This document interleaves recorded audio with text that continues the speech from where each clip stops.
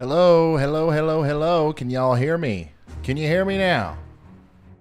How many people we got in here? Dang, the chat is going it's going incredibly fast. Welcome back to another Ryan Hall y'all YouTube channel. Guys, let me know. YouTube live stream, sorry. Let me know if everything looks good, if everything sounds good, if everything's going all right here. I am still getting set up. Of course, I'm always running a little bit behind. But it does look like we've got quite a few people in here. As always, at the beginning of the stream, I like to ask you guys to please consider copying the link to this thing and sharing it everywhere. Put it out there, son. Put it on Facebook, Twitter, Instagram, and all that good stuff. You know you want to do it. We want to spread this information to as many people as possible because you wouldn't believe it, but there are people out there who still don't understand the full scope of everything that we're looking at here. There's still people out there that are saying stuff like, I believe it when I see it. And they literally live in Boston, okay? So let's make sure we get this out in front of as many people as possible. For some reason, people tend to kind of heed the warning and listen to what we say here a little bit more when it comes from a guy on YouTube. I don't know how long that effect will last, but we're going to use that power for good right now and try to get this message in front of as many people as possible. Once again, this is a live stream. We are talking about a potential major blizzard coming into the East Coast, specifically the coastal areas from southern portions of Maryland all the way up into Delaware, New Jersey, Long Island, Connecticut, Rhode Island, Boston, and Massachusetts, and then on up into New Hampshire and Maine. That's what we're talking about right now. We've got so much going on. Let's go ahead and jump right into the radar. Okay, this is what the radar looks like right now. We've got a little bit of everything happening, okay, and it is basically going exactly the way that the models kind of said that it would go. Okay, we are looking at the beginning stages of this storm coming together. Our low pressure center is eventually going to start forming out here. We may even start to see the spin before the end of the stream. And then we've got this short wave, or really this big trough coming down and sparking up all these showers and heavy snow showers in Kentucky, West Virginia, portions of Ohio, Indiana, and that's going to be working into Tennessee a little bit later.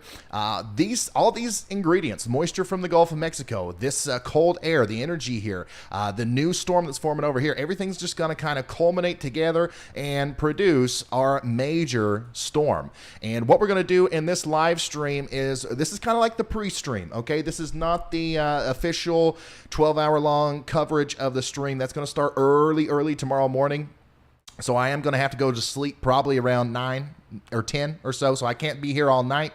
But what we're going to do on this stream is we are forecasting still, okay? Tomorrow we're nowcasting, all right? But today we're still forecasting. We're going to look at all those weather models. We're going to look at all of those current observations, okay? Because it's not only...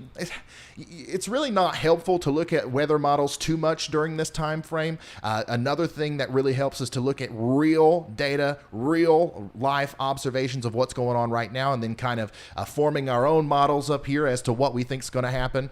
So we're going to do that. And then, of course, we're going to talk about how much snow you're going to get. We're going to talk about the timing. When's it going to start? When's it going to be the heaviest? When's it going to end? What's the temperature going to be like the next day? Are you going to be able to shovel out of this thing? Or are you going to be stuck under snow for 5 days? Are you going to lose power? Are we going to have winds? We're going to answer all those questions right here on this live stream.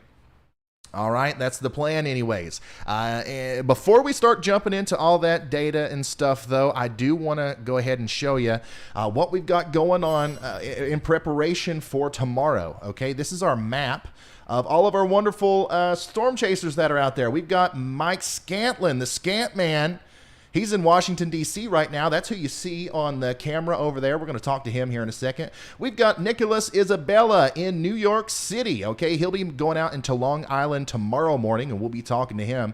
And then over here, way over here in Plymouth, Plymouth Rock in Massachusetts, the infamous Reed Timmer and our professional storm chaser Vince Welty are down here, and they are just getting ready to get absolutely pummeled by this storm. Literally, they brought survival gear. They brought all this stuff to make sure that they're going to be able to get through this thing, because you know they're going to be on the roads. They're going to be out and about during a potentially historic blizzard. So they've got to make sure that they are extremely prepared for everything that can happen. And if there's anybody out there that's capable of doing that, it is them. But anyways, the only person that we're really we've got like a live video from right now is Mike Scantlin. And let's go over and look at his camera full right now. I thought that was rain for a second. I was like, oh my goodness, is it actually raining in Washington, D.C.? But no, it looks to me like it is snowing, but it's not sticking very much, okay? That we kind of knew this was going to happen. We kind of knew that this was going to start off as snow over here in Maryland and portions of D.C. and Baltimore. And really, when it's all said and done, a couple of inches is all we're really expecting over here. 4 inches on the high end, I think. And as you can see, those snow showers are starting right now. Let's zoom in on the radar and see what that looks like over here. So Mike, once again, is literally right in the middle of Washington, D.C. And, you know, the heavier snow is off to the south and east, okay? So if you're in Annapolis, if you're in Golden Beach, down there south of Fredericksburg on I-95 in Virginia, you're seeing snow quite a bit heavier than what Mike's seeing. But this is probably going to fill in a little bit. And there will be one more quick burst of heavy snow move through Washington. But for the most part, this is going to be a fine line between like Easton and Washington, D.C., where Washington gets a couple of inches or just a skiff of snow, and then Easton ends up with a pretty decent plowable amount. And then over here towards Ocean City, it's an incredible amount, possibly a foot of snow or more. There's a real tight gradient with this storm. So like people literally only 50 miles away from somebody who gets a foot of snow could see less than an inch. So that's kind of what we're going to be talking about today as well. But before we get into that, let's see if our storm chasers have any updates for us. Hey, Mike, I'm live on the channel. We've got your camera pulled up. What's it like out there? What are you seeing?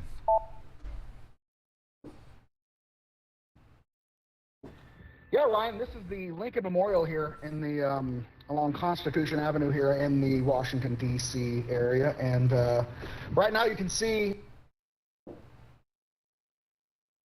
Uh-oh. It's mostly rain. Okay. We've got a wintry mix, and it's mostly rain. A little bit of snow and grapple mixed in, but it is very wet, and it is not sticking at all. It is mostly rain at this point. Do you have any way of letting us know the surface temperature? I don't know exactly what the surface temperature is there in Washington, D.C. I don't know if he has if he has something on his vehicle out there or not. I don't think he's in like a storm chasing vehicle. I could be wrong though. So we'll see what he's up to here in a second, and we will go ahead. We're going to get an update from Vince and Reed Timmer as well. They just told me that they're available, and let me do some back end work here to see if I can't find what that surface temperature is. It does look, it's hovering around freezing in Washington, you know. So like the thing is, another problem that we have is that a lot of the cold air that we need over here in Washington and all these places for this snow to stick, a lot of it is coming, right? But what we have to wait on is for this big, you know, low pressure system down here to actually form. Our big bomb cyclone, it's going to pop up down here. Everything, if you're seeing snow right now, it has literally nothing to do with our bomb cyclone. Okay, literally, like we're seeing the ingredients for our storm come together here, and that's where all of this snow is coming from right now. Once this low pressure system starts to bomb out, it's literally going to pull down some incredibly cold air here, and then it's going to get down into the teens, into the 20s, into the single digits up here. But unfortunately for our appetizer round, our first round of snow showers in DC, you know, it's not enough to really cause those snow ratios to increase enough to put down a bunch of snow. So I'm in a rental car. I'm sure this thing has a thermometer on it somewhere. I am going to try and figure that out. Okay. But real quick, there's another thing that I want to kind of talk about before we go forward. I know that we're all excited to look at the model data and all that good stuff, but I want to talk about these snow showers over here in Kentucky and Tennessee. All right, Kentucky and Tennessee. Let's come over here to this more in-depth radar, and we will kind of look at what's going on over here. We did have a snow squall warning over here just not too long ago. Literally, I think it was a couple minutes ago, we had a snow squall warning for Louisville. And basically what's happening is, you know, because of all of the energy that's coming together, the big trough that's diving down from Canada, the low pressure system that's forming down there in the southeastern portion of the United States or just off the coast of the Carolinas, and our subtropical jet that's streaming into that, all this stuff is coming together, and it's really starting to cause some convective-like activity down here on the southern side of that trough as it comes down into the southern part of the United States. And we've got basically like little showers and isolated thunderstorms, similar kind of thing going on here, that are popping up in Kentucky and dropping an incredible amount of snow very quickly. We had some people in Louisville send me some photos and videos on Twitter. I'll see if I can't find one of those. Oh yeah, here we go. Let me show you this. This was from Louisville, Kentucky earlier. And once again, this is not associated with our blizzard. This is not associated with our bomb cyclone, not even in the slightest. However, you can see how, like, literally in 30 minutes, you can pick up 2 or 3 inches of snow out of one of these things. And this is going to continue to happen through central Kentucky, into eastern Kentucky, and then later on into Tennessee, central Tennessee, and eastern Tennessee later tonight. Okay, it's going to make the roads incredibly, slick and hard to navigate. And I don't think a lot of people in this area were incredibly prepared for this. So I don't know if the roads are treated like they need to be. So I would definitely treat this just as seriously as if you were under a winter storm warning like some of these guys on the East Coast are, because this is going to drop a ton of snow on some people. And then, literally a couple miles to the west or to the east, it's going to drop hardly nothing at all. So very, very fun times to be a meteorologist during this storm. It's been a very tough forecast. The temperature here is 34 degrees on the car. You can see we've started to get a little bit of a more solid frozen So it sounds like it's 34 degrees down there where Mike is. It looks a little more snowy than it did even just a couple of minutes ago here. So you can see that we are seeing. Can you guys hear him good? Right now to more frozen precip than liquid. Okay, you should be dropping down there below 32 very soon. If you keep an eye on that for me, let me know if the temperature starts going down. I know over here in my part of the world, obviously I'm pretty far away from you, but I'm kind of on that same gradient where the temperature should be pretty similar for us as far as watching the entire trough drop down into the eastern U.S. And it's 29.7 here, and it's dropping like a degree every 30 minutes. So keep us updated on that. Okay, you can hear him fine? Good.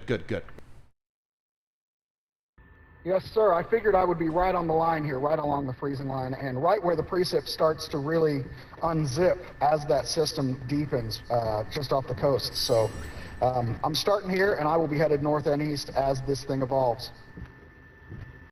Okay, thank you, Mike.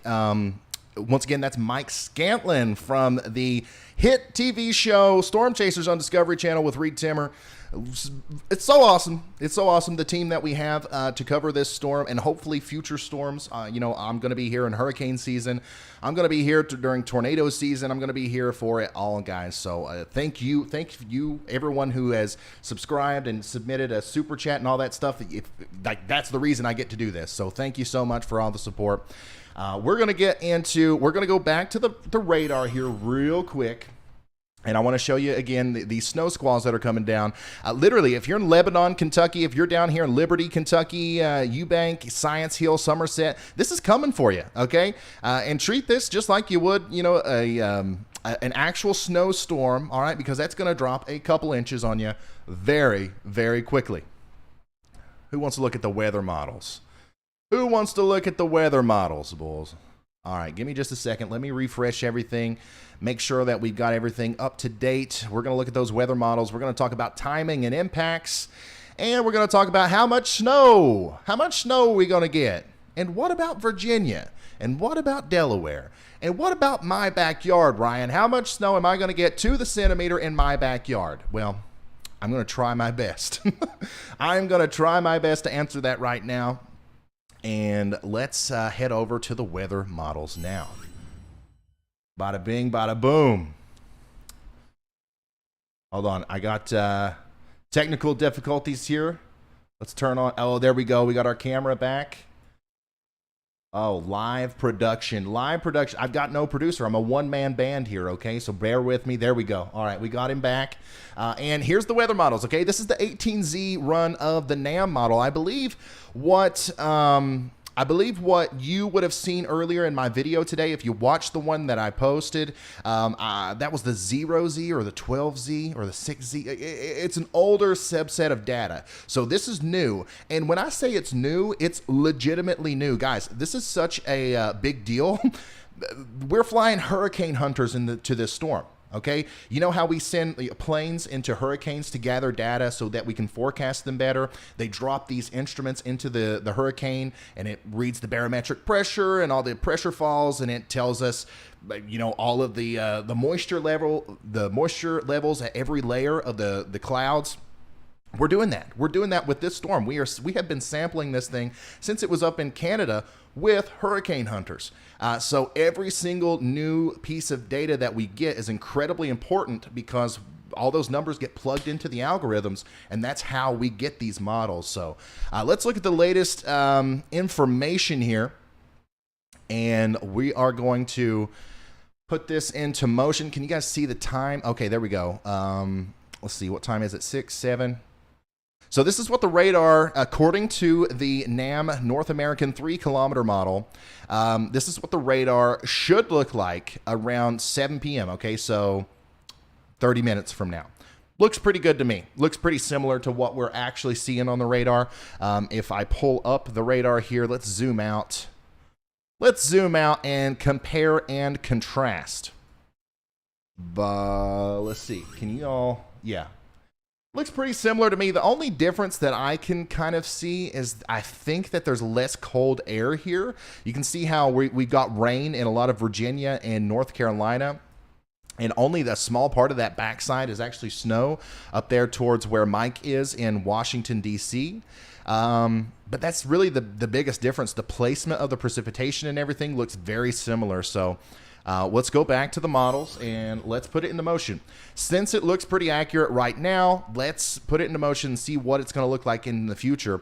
And as you can tell, we're going to see this precipitation really blow up here in a fast, like it's going to blow up in a hurry. According to the NAM, by 9 p.m., it's going to be snowing pretty much all the way through Jersey, okay? Literally in 2.5 hours, the entire state of New Jersey should start seeing snow, even all of Long Island. Now, I know a lot of you guys in Jersey are already seeing snow, but not all of you are. And I know some people in Long Island are as well. But this precipitation shield is really going to grow. And if we can get that cold air to sink down a little bit faster, by the way, it's 29.5 degrees here at my house now, so it's going down. If we can get that cold air to come in, I think you're going to get a good skiff of snow there in central Virginia into the Piedmont area of North Carolina. However, if that cold air holds back a little bit, I don't know. But more importantly, over here, from DC point south and east, let me read off some places here. Around 9 o'clock p.m. tonight, I think some of the heaviest snow will be falling around Waldorf and around Cambridge and Easton in Maryland. Okay, it's not going to be a blizzard yet. Okay, it's not going to be anything like it's not going to be crazy. It's not going to be something you've never seen before, but it is going to be much heavier than what you're seeing right now. And that's what's going to be happening there. Then this is rapidly going to develop, by the way. By the time we get into 11 p.m., the precipitation is going to get a lot heavier, and we're going to start seeing close to blizzard conditions start to break out, maybe in the Ocean City area. Okay, we're still not quite there yet, but the wind's picking up. Our low pressure system is starting to really gain strength here. Our precipitation is really picking up. It's snowing heavy. The wind's starting to blow. It's starting to feel like a good old-fashioned blizzard, but it's not quite there yet, because if we skip over to about 2 a.m., That's when things really start to get heavy. Okay, you see how the blues here are darkening down a little bit? Things are going to get really heavy during this time. Also, we've got a little straggler area of energy that's trying to produce some more snow for the Piedmont area of the Carolinas, once again, from central North Carolina all the way down into South Carolina. Somebody is going to get 2 or 3 inches out of this, but it's going to be hit or miss. It's not going to be everybody. A general 1 to 3 inches is what you can expect out here, but I think it's going to be very isolated who actually sees those 3-inch totals. So let's zoom in here a little bit more on the Northeast so we can kind of keep up with this a little bit better. This is also when some of the heaviest snow is going to be falling in southern Jersey. Okay, so if you're in Ocean City or Atlantic City, Stafford Township, Bass River, Egg Harbor City, Berkeley Township, Lakewood, all these places, it's going to be snowing pretty heavily here. It's also going to be snowing in Philadelphia, but it's not going to be snowing very heavily. Now, in Philly, how many people from Philly do we have? How many people from Philly do we have in the chat right now? I know that we've got a lot of people from Philly who are hungry for some snow, man. I've been getting DMs all day. Ryan, has it trended west? Ryan, is there a snow after this one? Am I going to get a foot of snow ever? I don't know what it is about you guys in Philly, but you really want your snow. Here's the thing. You're not going to get a blizzard, all right? You're not going to get like, I mean, don't get me wrong. You're going to see blizzard conditions. The wind's going to blow really fast. It's going to snow really hard, but you guys aren't going to get the big totals like a lot of the people closer to the coast are. But what's really going to work out for you is the snow totals. All right, or the snow ratios. It's going to be a lot colder on the backside of this storm versus the coastal areas. You guys know how this works. You've watched your local weather before. The closer you are to the ocean's warm, right? It's warmer than the air anyways. And additionally, the closer you are to the central part of this storm, the more your warm energy there is. So the further back away from this area you are, the colder it's going to be. And buddy, it's going to be a lot colder in Philly than, for example, Atlantic City during this time. So it doesn't take as heavy of snow to produce good snow totals for you guys, if that makes any sense. So it's not going to be snowing as heavy back here in Philly, but it is going to pile up faster and every flake's going to stick. But it should be snowing at least moderately by 2 a.m. Tonight there in Philly. And then, of course, it's going to be snowing pretty moderately in New York City as well. Heavy snow down here in Southampton. Heavier snow is going to be working into Connecticut and Rhode Island as well between 2 and 4 a.m. All of Massachusetts will be seeing snow at this time, including, drum roll please, Worcester. I still don't know exactly how to say it, but I'm going to go with Worcester. That's natural to me. I'm not from the area, so Worcester, like that doesn't it doesn't roll off my tongue right. I feel like a poser saying it. So I'm going to go with Worcester. If you don't like it, leave. I've never gotten so many comments. I got comments, emails. Some people found my phone number to tell me that I said that wrong. Worcester.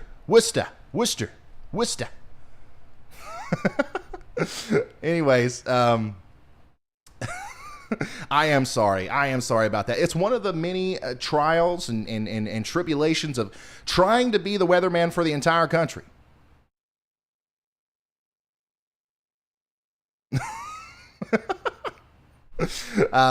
You guys can ask all the people in Alabama. You can ask everybody in Iowa and Wisconsin. It's part of the show here. It's part of the thing that we do here. Okay, I say the names wrong. You guys go ha ha. All right, that's that's part of what we do here. What I'm got to focus on is the daggone weather. All right, Worcester. You guys are going to be getting snow at 4 a.m. Okay, it's going to be snowing heavily. That's all you need to know. Additionally, it's going to be snowing very heavily in Boston around this time. Now, Cape Cod is in a really interesting place, and also, Nantucket and the islands down there south of Massachusetts. You guys are going to be in a very interesting situation for this storm because that warm core, once again, this is kind of like a tropical system. It's a warm core storm. That warm area is going to get dangerously close to the Cape and to the islands down there. And there's going to be a period of time where you get heavy snow. It's going to be literally thunder, lightning, snow, 70-mile-an-hour winds. there's probably going to be a period of time where that snow turns into big, giant, basically snowballs falling from the sky as that dendritic layer comes over you with the big growth zone. And then after that, you're going to get rain. It might rain. It might actually rain, especially there in the most southern island. Daggone it. What is it? Nantucket. Yeah, Nantucket. More than likely, that's what we're going to see there for at least a brief period of time. And then it's going to come back and it'll be snow. But Cape Cod, Nantucket, and all these places, you guys are going to definitely see the most intense portion of the precipitation, the wind, the rain, and the snow. But I think as far as like totals go, snow totals go, they might be cut down by the warm section of the storm crossing over you. It just depends on exactly how far east or how far west it goes. I'm not 100% sure yet. That's going to come down to nowcasting. But anyways, you can see what happens here. According to the NAM, one thing that is going to keep that from happening maybe is that the precipitation is going to get so intense. Okay, 7 a.m. tomorrow. 7 a.m. on Saturday here. The precipitation is going to get so intense that we might experience some dynamic cooling that keeps the temperatures from going above freezing and then us having to deal with any rain. Maybe. Okay, that just depends on if you get underneath that right band of snow or not. And it looks like you're going to there for a lot of places in southeastern Massachusetts. Look at that, guys.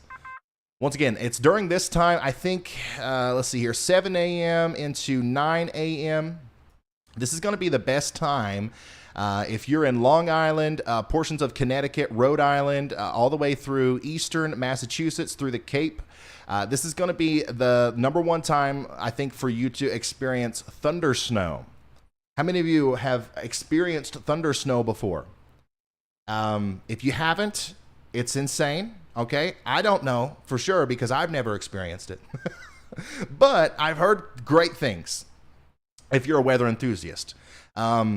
So definitely, at least for me, it would be like a once-in-a-lifetime experience to kind of have thunder snow. But I guess you guys would experience on a little bit more of a frequent kind of spectrum. But what I always like to do is if you can do so safely and you're experiencing thunder snow tomorrow, please take a video of it with your phone and send it to me on Twitter.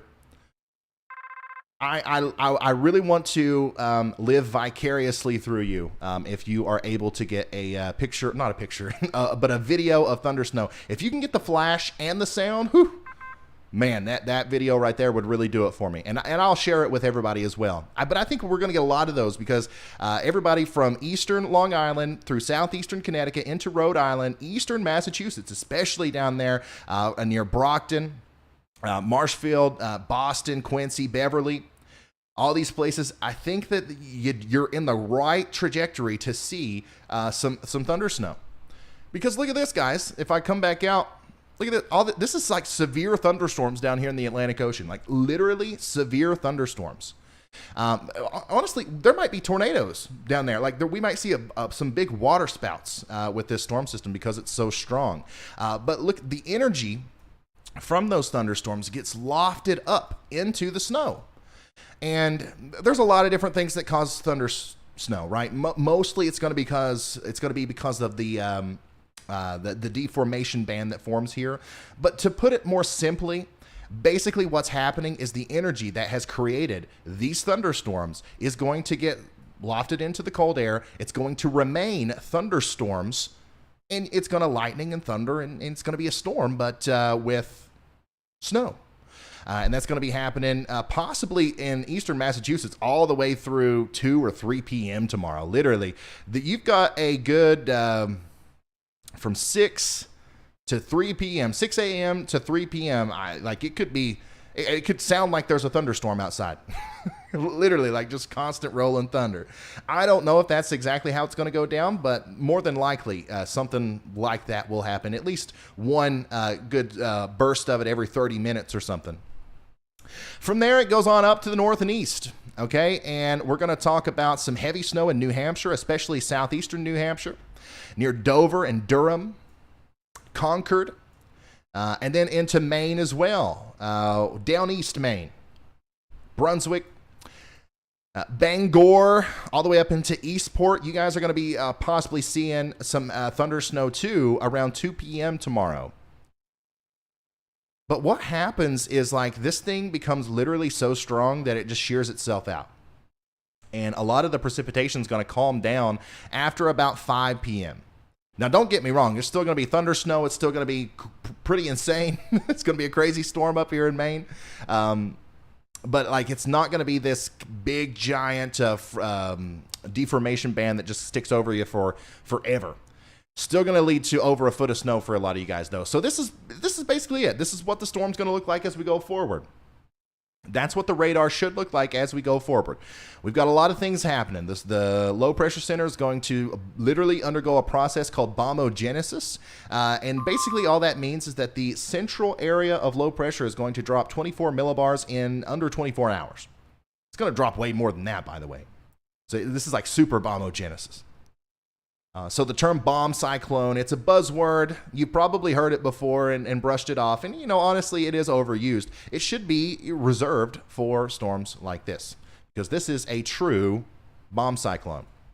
So we got that going on. We've got dynamic cooling going on, which, you know, just literally the act of precipitation, the presence of precipitation is going to cool down the atmosphere significantly.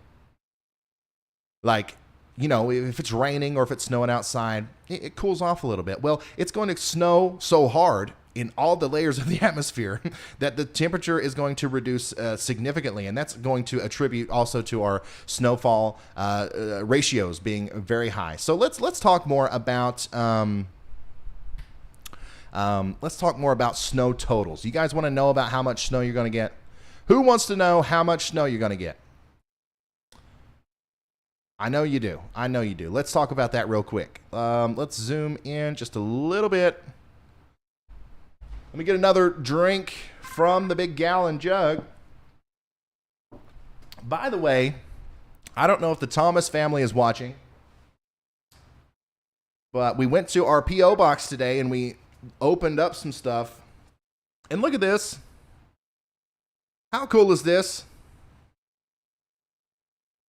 They made me a real, like, water jug, so I don't have to use the plastic one anymore.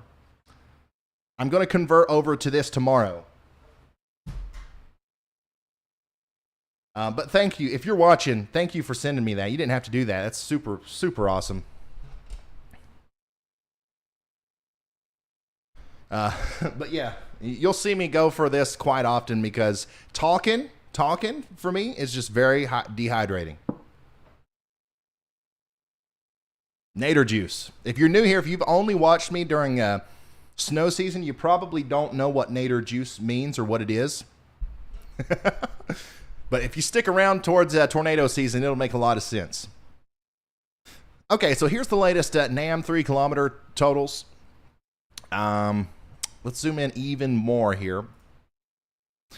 Still looking like the totals actually moved to the south and east a little bit over here on the south western portion of our general area that we're talking about. So DC, according to what we just looked at, around an inch. Dover, Delaware, still around that 10 to 12 inch mark. Atlantic City around, what is that, about around 12 inches to 13 inches. New York City still around 9 or 10 inches. Now, Long Island, 18 to 25 inches. Let's see here. Who else is around there that I can kind of talk about? Bridgeport, Connecticut, to about a foot of snow. Madison, Connecticut, about 16 inches of snow, according to this model. Let's go up to the north and east a little bit. This is New England. Hartford, Connecticut, around 16 inches of snow or so. Providence, Rhode Island, around 13 inches. Eastern Massachusetts here. Boston's got 25 on the board. Worcester has, about 25 as well. But if you go into Western Massachusetts here, we're talking about around 11 inches for Northampton. And even all the way over here in Pittsfield, this specific model puts down around 10 or 11 inches of snow way over there. So, the models are still kind of all over the place, but we're getting close to nailing down a track. I'm going to show you the official forecast right here in a minute. Right now, we're just kind of talking about all the different models. And then I think the bullseye, according to the NAM 3-kilometer model, the bullseye's up here near Biddeford. Oh, boy. I'm going to choose one that I can say. Cape Elizabeth. Okay, the bullseye is going to be right around Cape Elizabeth with 30 inches of snow, according to the NAM 3-kilometer model. Now, let's look at the NAM 12-kilometer. That's the one we looked at earlier today. And, of course, this still shows a much bigger area of higher totals, okay? 32 inches in Boston, 29 inches in Southampton, 13 inches in Atlantic City, still around 6 to 10 inches in Dover, Delaware. If you go a little bit further back to the west, I want to make sure I don't leave anybody out. Newburgh, New York, for example, around 4 to 6 inches. And this does really good for all of Maine as well. Bangor, Maine, around 20 inches of snow. Augusta, around 18 inches. So the NAM suite, the North American model suite, is notorious for handling these kind of systems really well, but it does kind of overdo the precip a little bit. Okay, so I don't know if everybody's going to get 40 inches or 30 to 40 inches of snow, kind of like these models are saying, but over 2 feet is 100% possible for anybody that I'm, calling these big numbers for.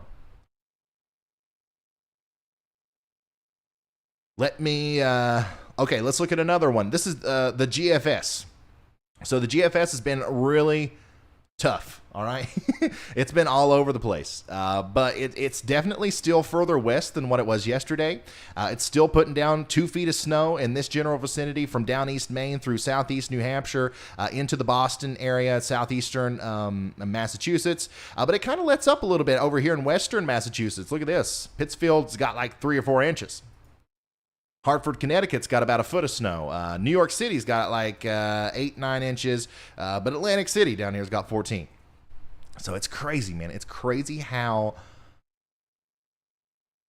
just back and forth the models have been, man. It's 2022. And we've got hurricane hunters going into them. By the way, most of that data from the hurricane hunters is going into the NAM suite, the North American suite. That's why I kind of prefer to show those right now. I just personally believe that they've got it going on. Okay, I believe that they've got the answers locked up. But this is the Euro once again, over 2-3 feet possible in the lighter blues or the darker lighter blues. And you know what? Let's stop looking at models. Okay, once again. Let's stop looking at models. Let's talk about the official forecast from the National Weather Service. Give me just a second. Let me find it. Okay, so this is the official forecast from the National Weather Service. This is the cream of the crop when it comes to forecasts, okay? Because this is conservative. This is kind of like the middle of the road, right? If I call out and say that your National Weather Service office, according to the NFD, the National Forecast Database, thinks that you're going to get a foot of snow, essentially what that means is that you could get a little bit less than that or a little bit more than that. 12 to 18 inches would be a good range for somebody that is at 13 inches on this, for example. If you're at 21 inches, that 18 to 24 is a good range for you. If you're at 24 on here, that 24 to 36 is a good range for you. This is the middle of the road. All right, this is conservative. A lot of you guys are going to get more than this. Some of you guys are going to get a little bit less than this. So let's check it out. Let's zoom in down here a little bit. Dover, Delaware, once again. I'm using these places over and over again just because I know them. And if you live, like, for example, some people get mad at me.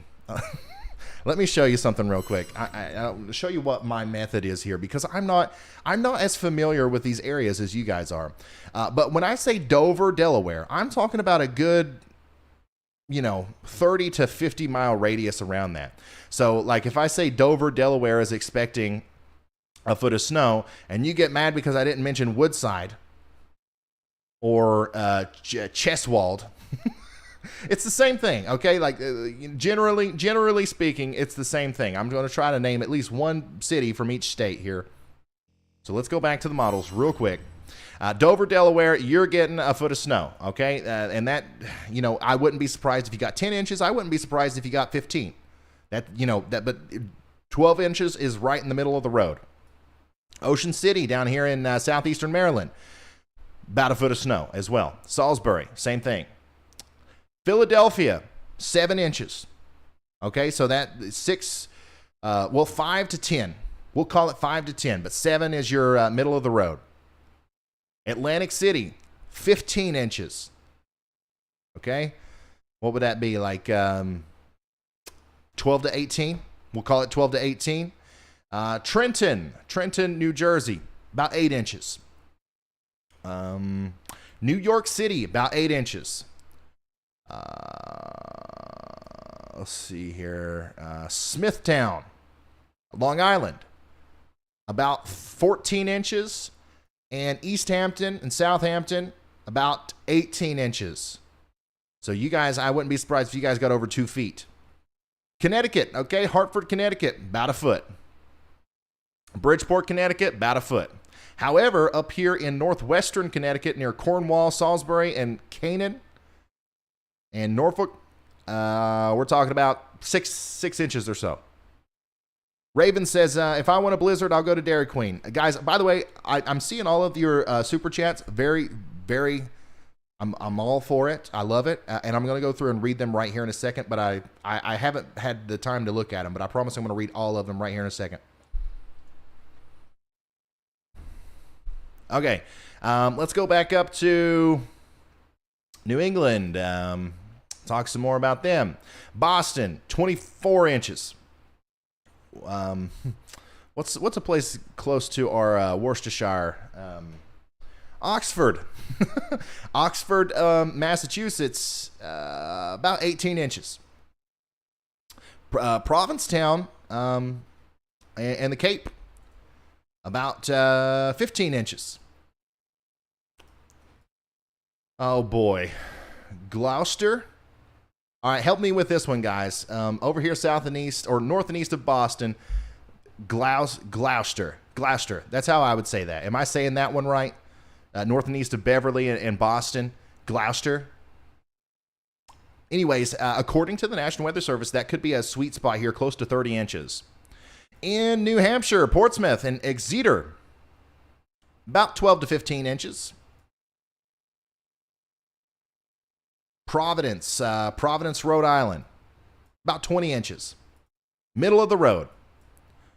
Brunswick, 14 inches. Warren, Maine, 13 inches. Bangor, Maine, 12 inches. Gloucester. Yes, okay, cool. And then up here, further in Maine, Lincoln, Maine, about 13 inches. Like a lot of Maine's just going to get a foot of snow. But if you're on back towards West Forks, we're talking about 2 to 4 inches. If you're near Farmington, for example, we're talking about 6 inches. So that's the dealio with that. That is that's the official forecast. Okay, so I see everybody is saying their location in the chat. I saw one and said Virginia Beach, and I know that I kind of neglected that area. So give me just a second, and I will zoom in on it for you. Can I see that from the Mid-Atlantic view? Give me just a second. Okay, so Virginia Beach is still in that 3 to 5 inch range. It's going to be tough. If you're actually on the beach, it might be a little bit less. But if you're in Norfolk, if you are on the northwestern side near Newport News and Hampton, there's a much better chance of you getting the higher totals there. But on Virginia Beach, 3 to 5 with an emphasis on that 3, I think. Everybody is just putting their location in. I hope that that was a good overview of everything.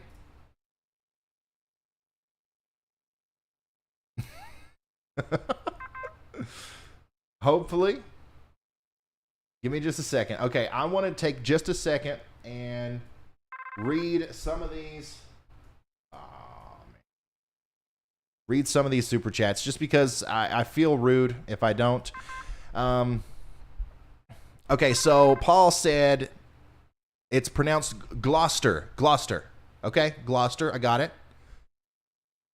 Let's see here. Hi, Scott. How you doing? Thank you, Pipper Pat, for becoming a member. Raven. If I want a Blizzard, I go to Dairy Queen. Gotcha. Kyle says, Ryan, how do I upgrade my membership on Safari? I don't know. Upgrading your membership. I know a lot of you guys are becoming members, and like, it's always a question. Everybody wants to know how they are, upgrading to a different level. I don't know. The only way that I know how to do it is on the computer. You have to go on a PC and click the little join button down south of the video here. Alex says, how much snow for Fairfield County, Connecticut exactly? I don't know where that county is, but I'm just going to go ahead and say around a foot. Okay, pretty much all of Connecticut is going to get about a foot, and you might get more than that if you're in the eastern side. A little bit less if you're on the western side. Potato said, hey, Ryan, it's Hunter. I was one of your first members. Hey, man, how's it going? Philip said, what's your thoughts on clouds? I'm going to skip that one. Let's see here. Alex Ktas said, man, this is like going by so fast. Ktas, thank you for that. Charles says, hello from Portland. Don't forget to go to the bathroom. Oh, I won't forget. I will definitely be making at least one trip tomorrow. Robin said, man, you guys don't make any sense. Like, I don't know what you tried to say, Robin. Like, I'm sorry.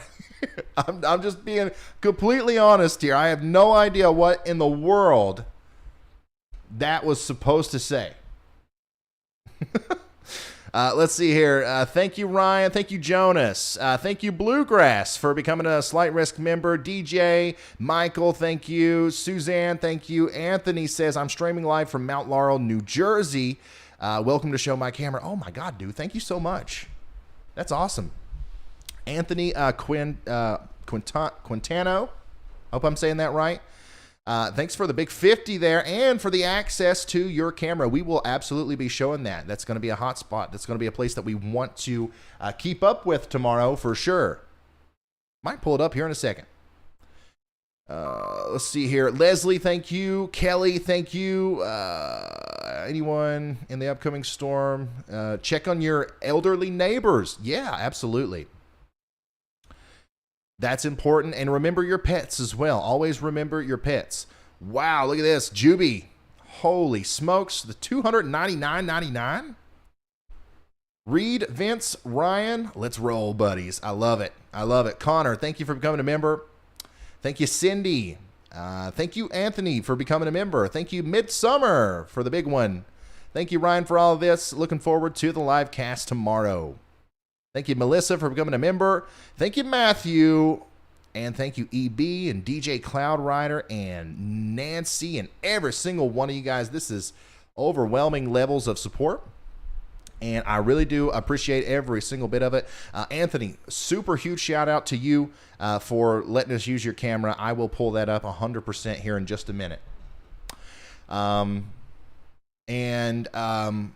thank you for the big time super dono there. By the way, it is important for you guys to know all of this contribution, all of this stuff goes towards our storm chasers, or the vast majority of it anyways. You know, it takes a lot to do the storm chasing. It's expensive. I make sure that these guys that are helping us out are taken care of, especially when you guys are as generous as what you're being right now. So thank you so much for all that. And let's get back into some of this live analysis here. Let's go to the radar. And let's just get a quick update on what's going on here. We'll put it back into motion, and really not a whole lot has changed. Not a whole lot has changed. It's currently 7:01 p.m. on the East Coast. We've got some snow. Okay, we've got some snow here in the Washington, D.C. region through Maryland into, now working into northern Delaware and Jersey. Oh, well, let's take a look at that camera from Anthony. I think that I saw that you sent that to me in a tweet, if I'm not wrong. But oh my goodness, my Twitter is blowing up. Okay, I found it. Oh wow, I am good, man. I am like an internet master. Okay, so here's Anthony's camera. So this is good. This is really good that we have this. Once again, I've got to kind of do some live producing here. All right, got it. So this is Mount Laurel in New Jersey, which is really close to Philadelphia, right? It's got to be like incredibly close. I'm pretty sure that's what he said. But anyways, it's really good that we had this camera because I can see here very clearly that it is snowing there. And it actually looks like it's coming down at a pretty good rate. But if we come over here to our radar, it kind of looks like it might be some lighter snow moving through Jersey. So it's really nice to have that. Thank you so much, man. It looks like it's also starting to stick a little bit. So our radar looks to me like it might be underperforming a little bit on what it's showing, at least compared to reality there in that part of the world. So we might have to use our more super high definition radar over here. I'm sorry, Kentucky, I might have to leave you. But these snow squalls are still packing a punch down here south and east of Louisville. They're going to continue to go to the south and east. But I am going to steal this, and I'm going to take this over here into the Washington or the Mid-Atlantic area, I should say, and closer to Philadelphia. Okay, you can kind of see a little bit better what's going on here with this radar. Once again, this is Philadelphia, and some heavier showers, some snow showers are moving into the area. I like to look at the radar like this, and we're going to do this a bunch tomorrow when the actual like blizzard's going on. On this side, it kind of shows you the traditional blues and stuff like you're used to seeing on a radar, a winter radar. But a lot of times having the blue color pack or the color scale really kind of dumbs down what you're able to detect, right, from the actual radar data. And if we use the regular one over here, this is kind of what you're used to seeing on a radar. It's going to show greens and yellows and reds depending on how heavy the precipitation is, but it's not color coded to make us feel better about it being winterized, okay? And you can really see the detail of what's going on in those snow showers a lot better this way. A whole lot better. So you can see just north of Philadelphia here, there's a pretty good snow shower coming through, and that's going to go through downtown in a couple minutes, honestly.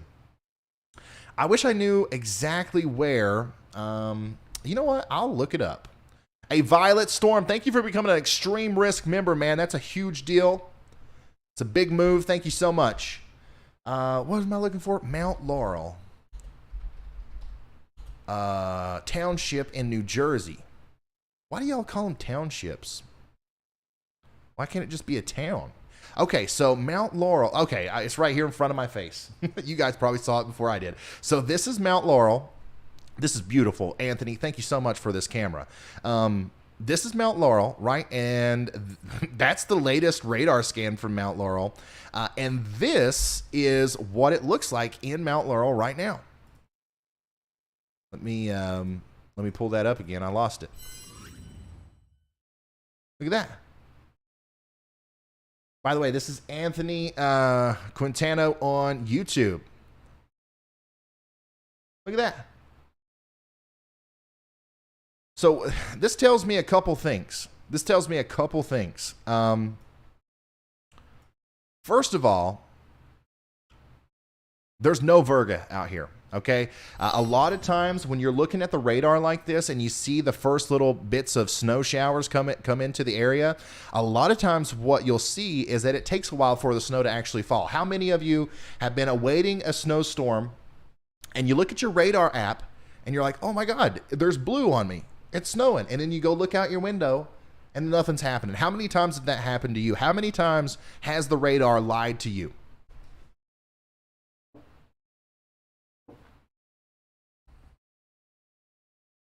How many? Because it's a common problem. It's a very common problem. All the time. All the time. Pokes.com said all the time.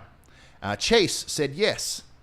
Resrium said me. Yeah, lots. It happens. It definitely happens. It's a real thing.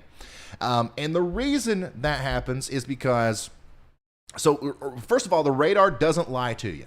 Okay? The radar is not lying to you. What is lying to you is nothing's really lying to you, but the radar's certainly not lying. You can look at the radar like this a lot of times in Philadelphia. Next snowstorm we have, it'll probably happen. It'll look exactly like this, but you look out your window and you don't see this. You see a big old bowl of nothing.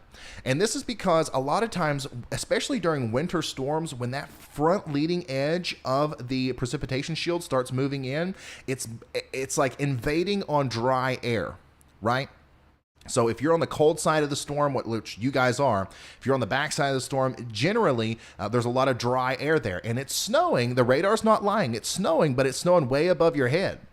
And there's not enough moisture support down to the surface to allow for all those flakes to make it. So there's a lot of evaporation that occurs as these, precipitation, whatever kind of precipitation it is, as that reaches the ground. If you've ever seen like an isolated or scattered thunderstorm in the distance, you can look at that cloud and you can literally see how the precipitation looks like it almost decreases the closer it gets to the ground. It evaporates, okay? Same thing happens with snow. And it happens at a much higher rate whenever the air is dry. So what happens a lot of times is you look at the radar, and it looks like it's lying to you, but what's happening is it's snowing above your head, and every minute or so, those snowflakes are moistening up the atmosphere slowly, and then eventually it gets wet enough or moist enough, or the dew point becomes high enough at the surface that it actually starts snowing for you. So the radar's not lying. It's just the stuff is it's evaporating before it gets to the ground. But the reason why that's interesting is that this isn't happening in Philadelphia right now. So we have good moisture levels. We have a lot of support for rapid growth in the snow zones of these the layers of what we're talking about here. So I think that that's a really good sign. If you're looking for snow, if you're looking for a lot of snow in Philadelphia or anywhere really, this is a very good sign that we're already seeing snow coming down like this with those first couple bursts of snow coming in. Yeah, moistening. I see it all the time here in Connecticut. Yeah, it happens. It happens. Still no stuff on Long Island, so it's still not snowing on Long Island. Let's see what that looks like on their radar. So this is really interesting. Let's come over here to Long Island. Obviously, there's no snow right now, but the front leading edge of the precipitation is working its way in to Long Island. In fact, it might be flurrying in New York City. Let's ask Nicholas. Let's come over here to the map real quick. Once again, I want to show you guys, we have a bunch of storm chasers out here. We've got Mike Scantlin in Washington, D.C. That's the camera that you see. We've got Nicholas Isabella in New York City right now. And actually, you know what? I was going to bug him. I was going to ping him and ask if he could see flurries, but I think he told me yesterday that he was going to go to sleep early so that he could wake up early to help with the live stream tomorrow. So let's not wake him up. But if you're in New York City right now, tell us, is it snowing? Is it flurrying? Is anything happening? Flurries are present in New York City. Thank you, Project Airgen. Thank you so much, man. That is vital information that we needed.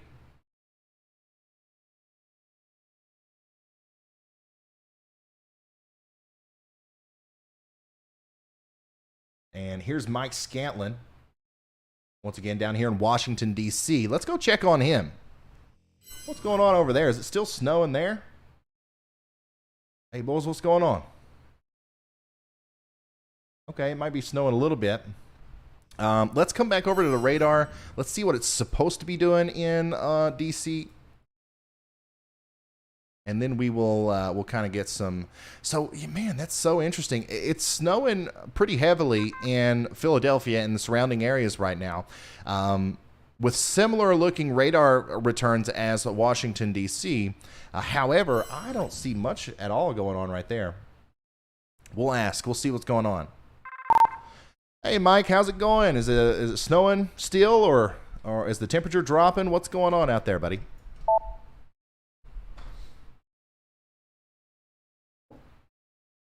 Looks like it's certainly melting on impact.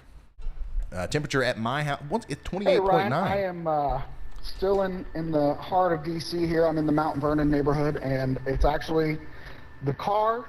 I'm not sure how accurate the thermometer. I'm not sure how accurate the thermometer is on the car, but it's showing up to 36 degrees now at this point. And wow. Still looks like a rain-snow mix. There's a little bit of snow mixed in, but it's definitely mostly rain at this point. Wow. That's interesting. I'll have to pull up some weather stations around there to see what's going on. At my house, I don't remember the last time we talked. I don't remember what the temperature was. But like I said, I should be on the same gradient as you as far as this big trough and cold air coming in. But we're down to 28.8 now, which is certainly at least a degree lower than the last time we talked. So something interesting is going on over there. But anything else going on? What's your thoughts? Do you have any thoughts about this storm and what you've seen on the models and stuff?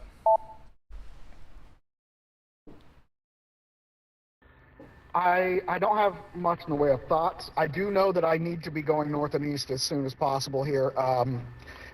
We might have some warming, some compressional warming here on the just ahead of that surface trough, as it's kind of moving north, but kind of as a whole the system is moving this direction. But I'm like right along the gradient, so just out ahead of that cold front, I guess is what it is. And maybe a little bit of compressional warming along the leading edge of that. But, it's not moving far enough east to cross me, I guess, at this point. So it's just kind of hanging out just west of me, I guess.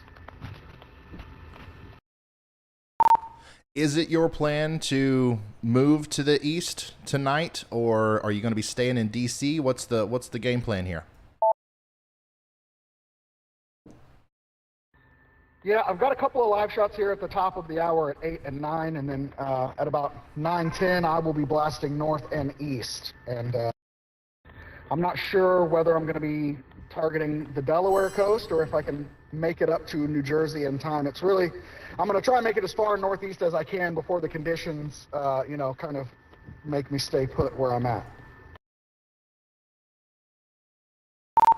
All right, buddy. Well, keep checking in with us if anything changes, and I'll holler back at you here before we end the stream.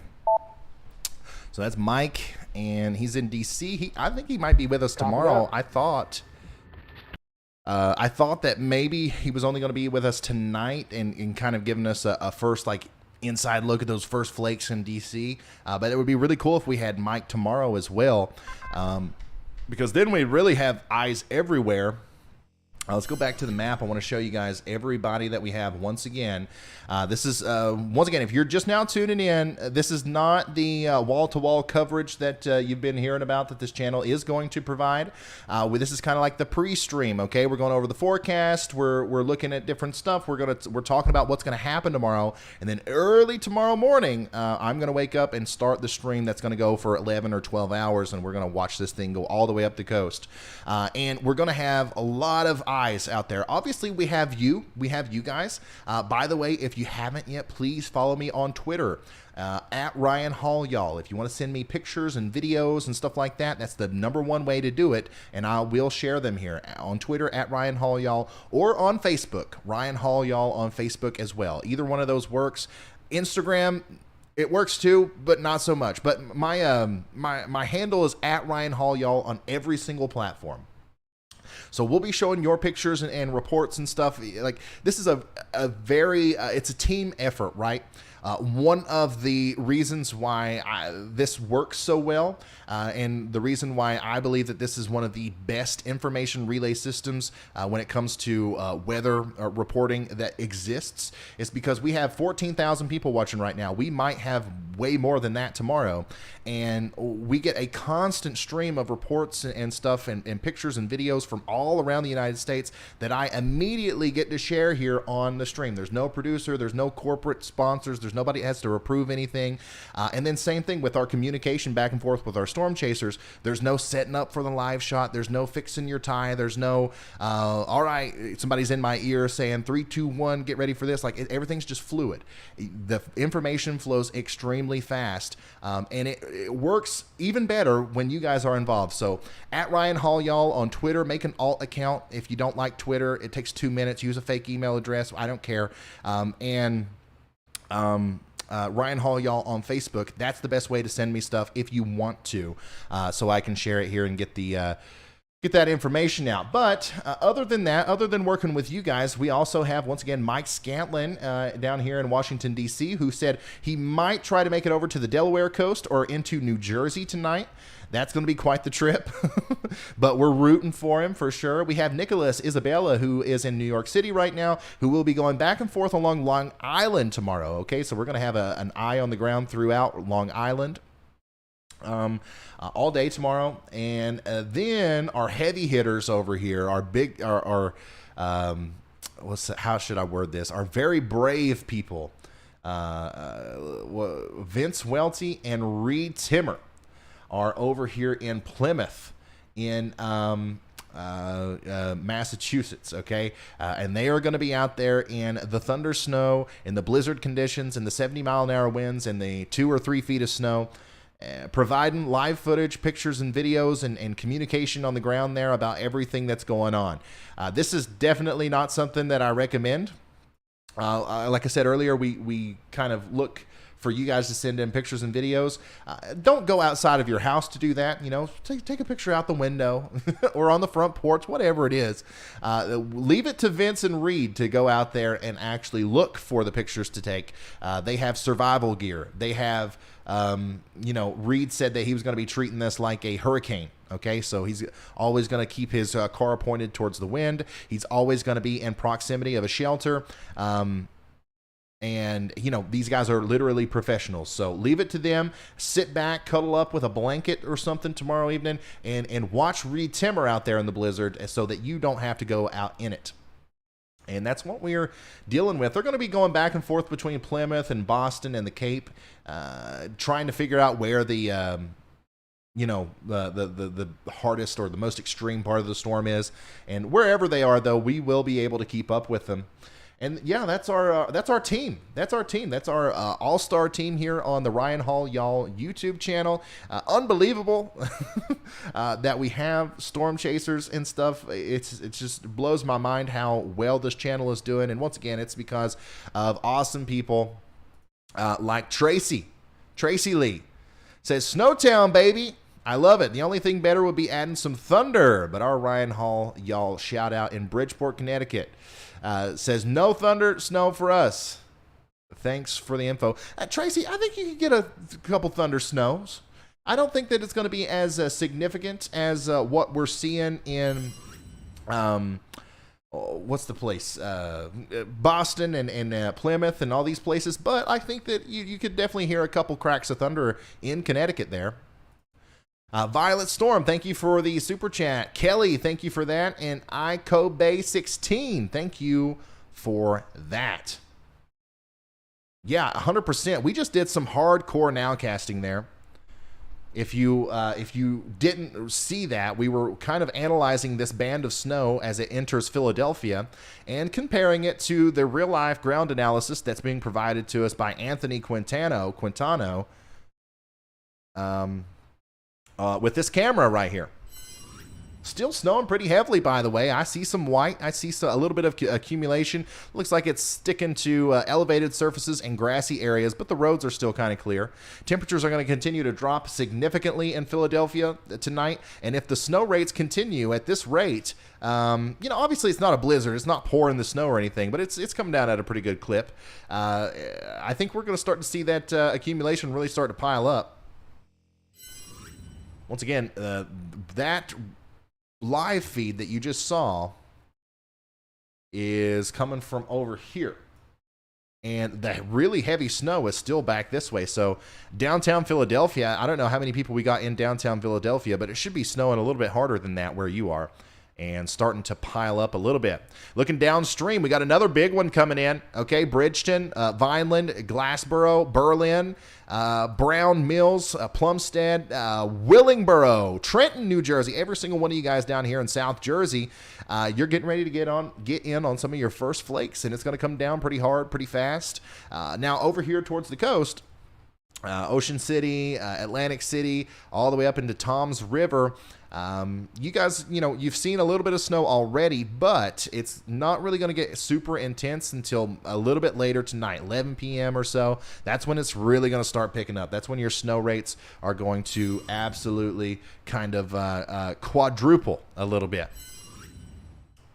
Let's see here. It's starting to flurry in Jersey City. Wow.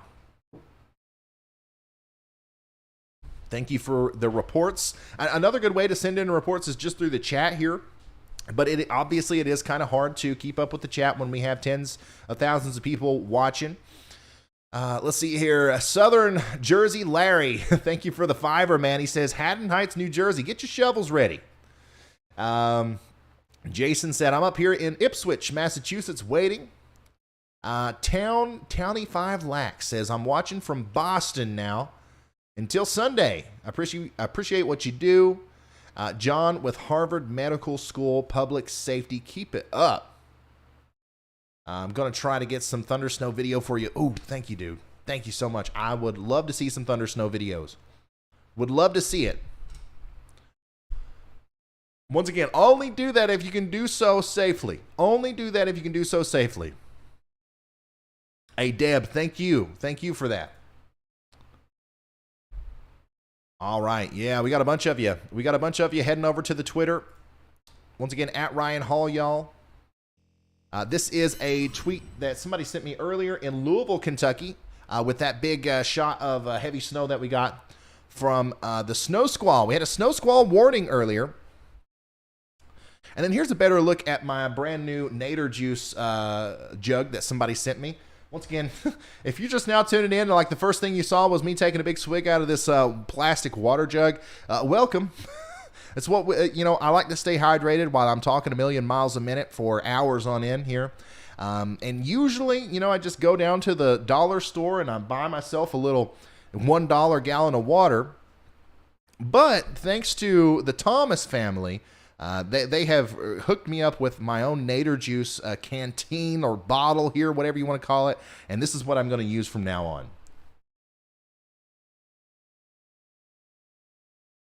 You don't get that on the Weather Channel. You don't get to see Jim Cantori hydrating on the Weather Channel, man. That's just a whole nother level of entertainment. Let's see here. Corey Brace, what's up, man? He says, I love watching and learning from you, even when it's not affecting my area at all. I love that. I know for a fact that if I wasn't doing this, I would be watching this. This is kind of like a weather nerd's dream, this channel right here. That's why I made it. That's why I do it, because in my mind, it didn't exist before. And now it does. Let's see here. Deb, I appreciate that. Resrium, thank you for that. We got light snow in Suffolk. Here is Pennington, New Jersey. Wow, it's coming down pretty good in Pennington already. Hey, thank you, man with 2 eyes. Love your username, by the way. But yeah, this is it's coming down pretty good down there. I appreciate that. Appreciate that. And here we go. Here's Richmond, Virginia. Ooh, Richmond, Virginia. It's about time we do some more radar analysis, because that's interesting as well. Look at this, Richmond, Virginia, cardboard. Thank you so much, cardboard high five teacher. Thank you so much for sending that in. That looks like some pretty good snow there, some big flakes. More than likely, that's a wetter snow. Looks like there's a lot of moisture in there. It's not very dry. Now, remember, if you're watching right now and you live up here in some of the places that are under winter storm warnings and blizzard warnings, this kind of snow is not what you're going to see tomorrow. All right, you're going to see that really fine, powdery, dry snow because those snow ratios are going to be so high and the temperatures are going to be so low. Usually, the big, fat, fluffy flakes come with the warmer temperatures and more moisture in the snow. Unfortunately, also, that means that it's going to be really hard for you to make a snowman. Really hard for you to make a snowman. Which is unfortunate because I was looking forward to doing some snowman reviews here on the channel.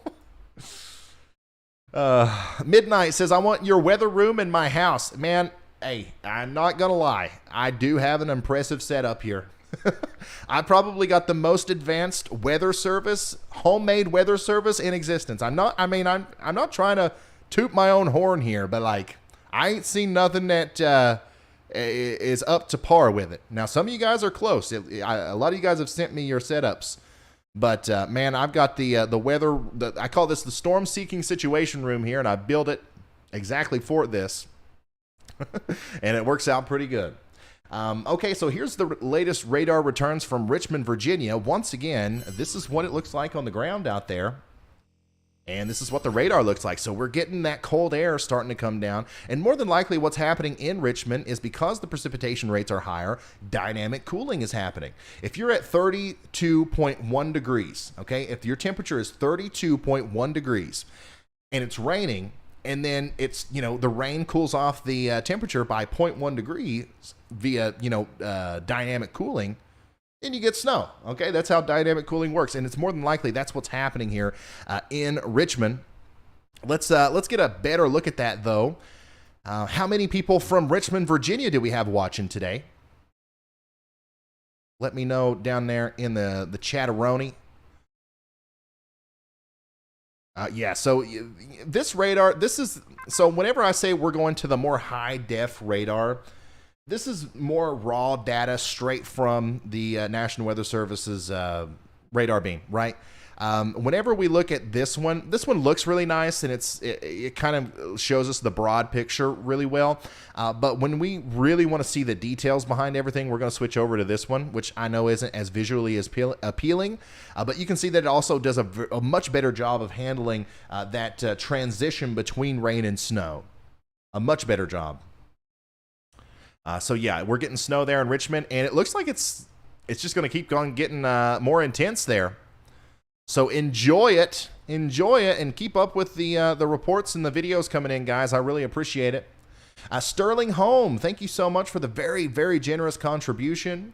Jay Lopez just became a member. Welcome to the club. John Fox with the huge, generous $50 contribution. Y'all are too nice, man. I appreciate it. All right, so we just got word from Mike Scantlin that he's going to shut his stream down for a little bit, and that means that I'm going to switch out the camera above me. I'm going to switch that out for Anthony. I'm going to switch that out for your stream if you don't care, man. Old Faithful.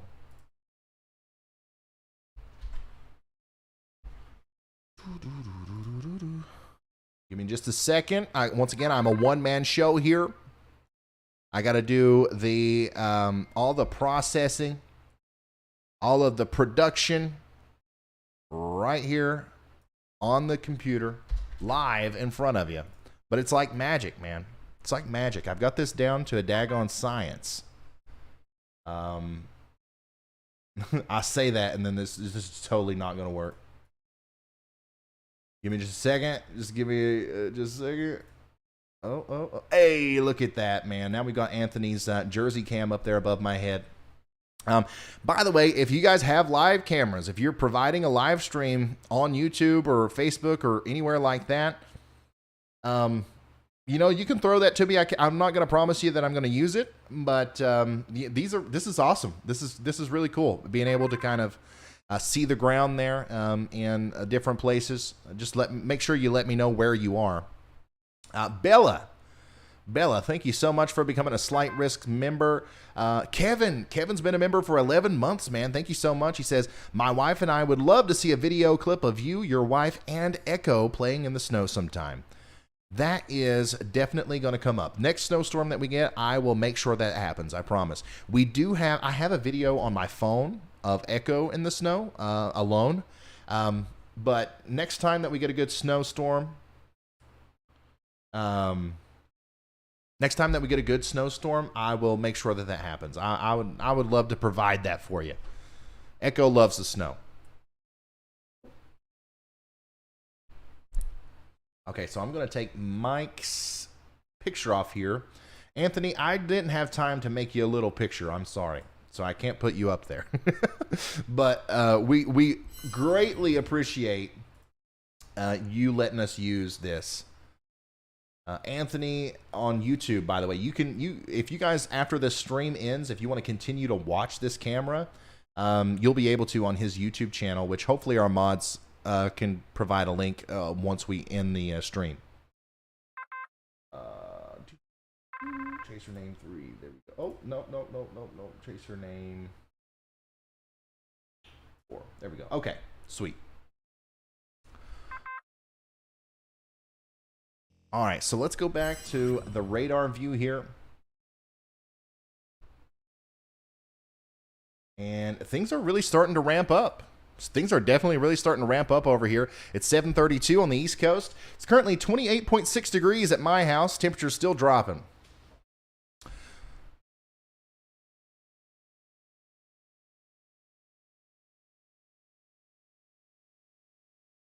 Trying to read the chat a little bit. Thank you, James Baird.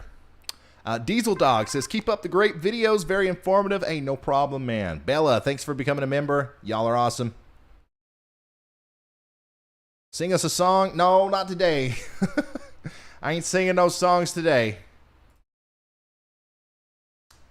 Ooh, lots and lots of videos coming in and pictures.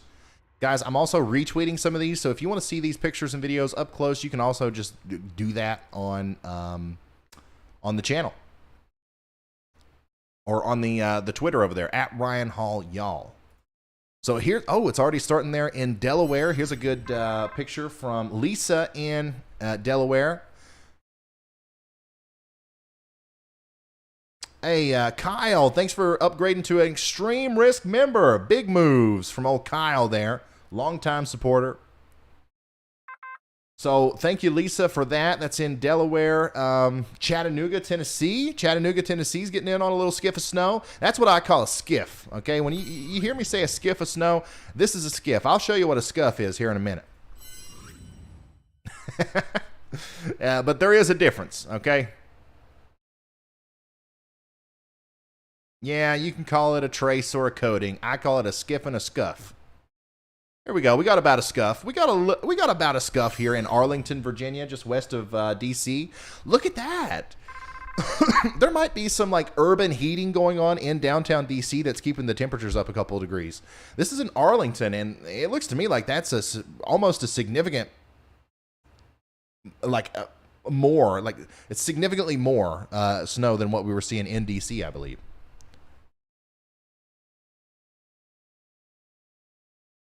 So thank you. This is why it's important. This is why it's really important for you guys, if you can, to send this stuff in. It helps a whole bunch.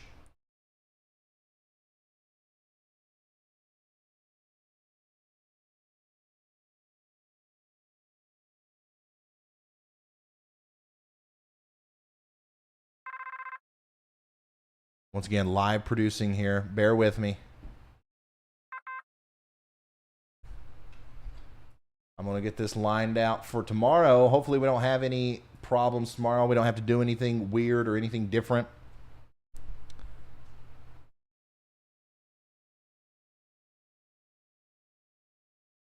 A lot of hot air in DC.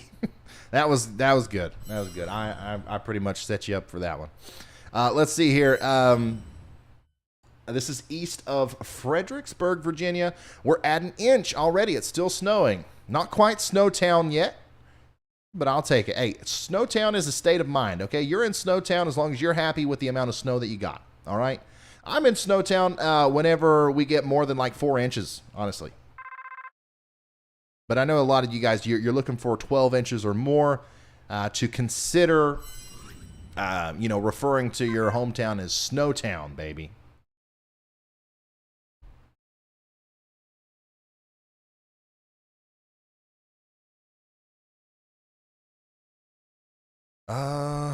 Yeah, keep sending them in, guys. I'm obviously not going to be able to. I'm not going to be able to show all of them, but I will show a lot of them, and just keep me updated on there. Anthony, I just got your tweet. I followed you. DM me, bro. This is the very kind guy that's allowing us to use his camera over there in Jersey.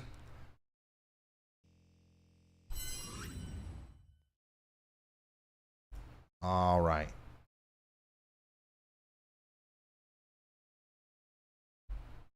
Let's see here. Oh, this is very heavy in Richmond.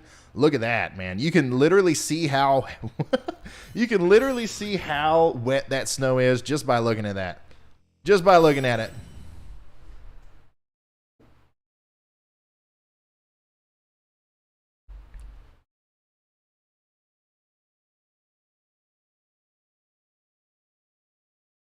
Okay, cool. So Anthony says he can zoom in and out for us on a camera. I personally like this right here for now, because the main thing that I'm interested in as far as looking at this camera goes, I want to see that light.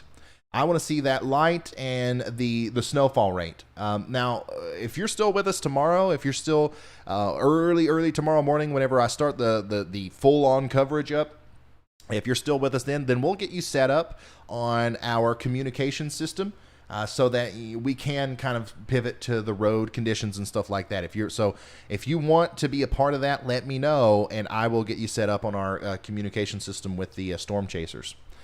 And it'll also, if you don't care, it'll also give me a ping on your location so we can have you listed here on the map, so we can show people exactly where they're looking.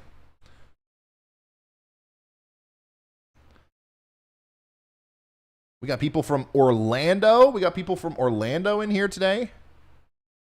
Wow.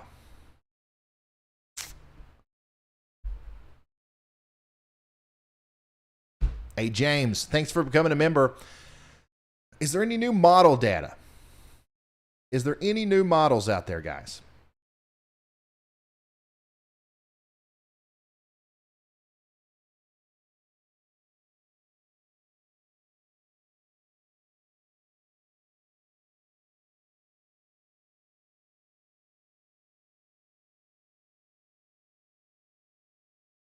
Nothing exciting.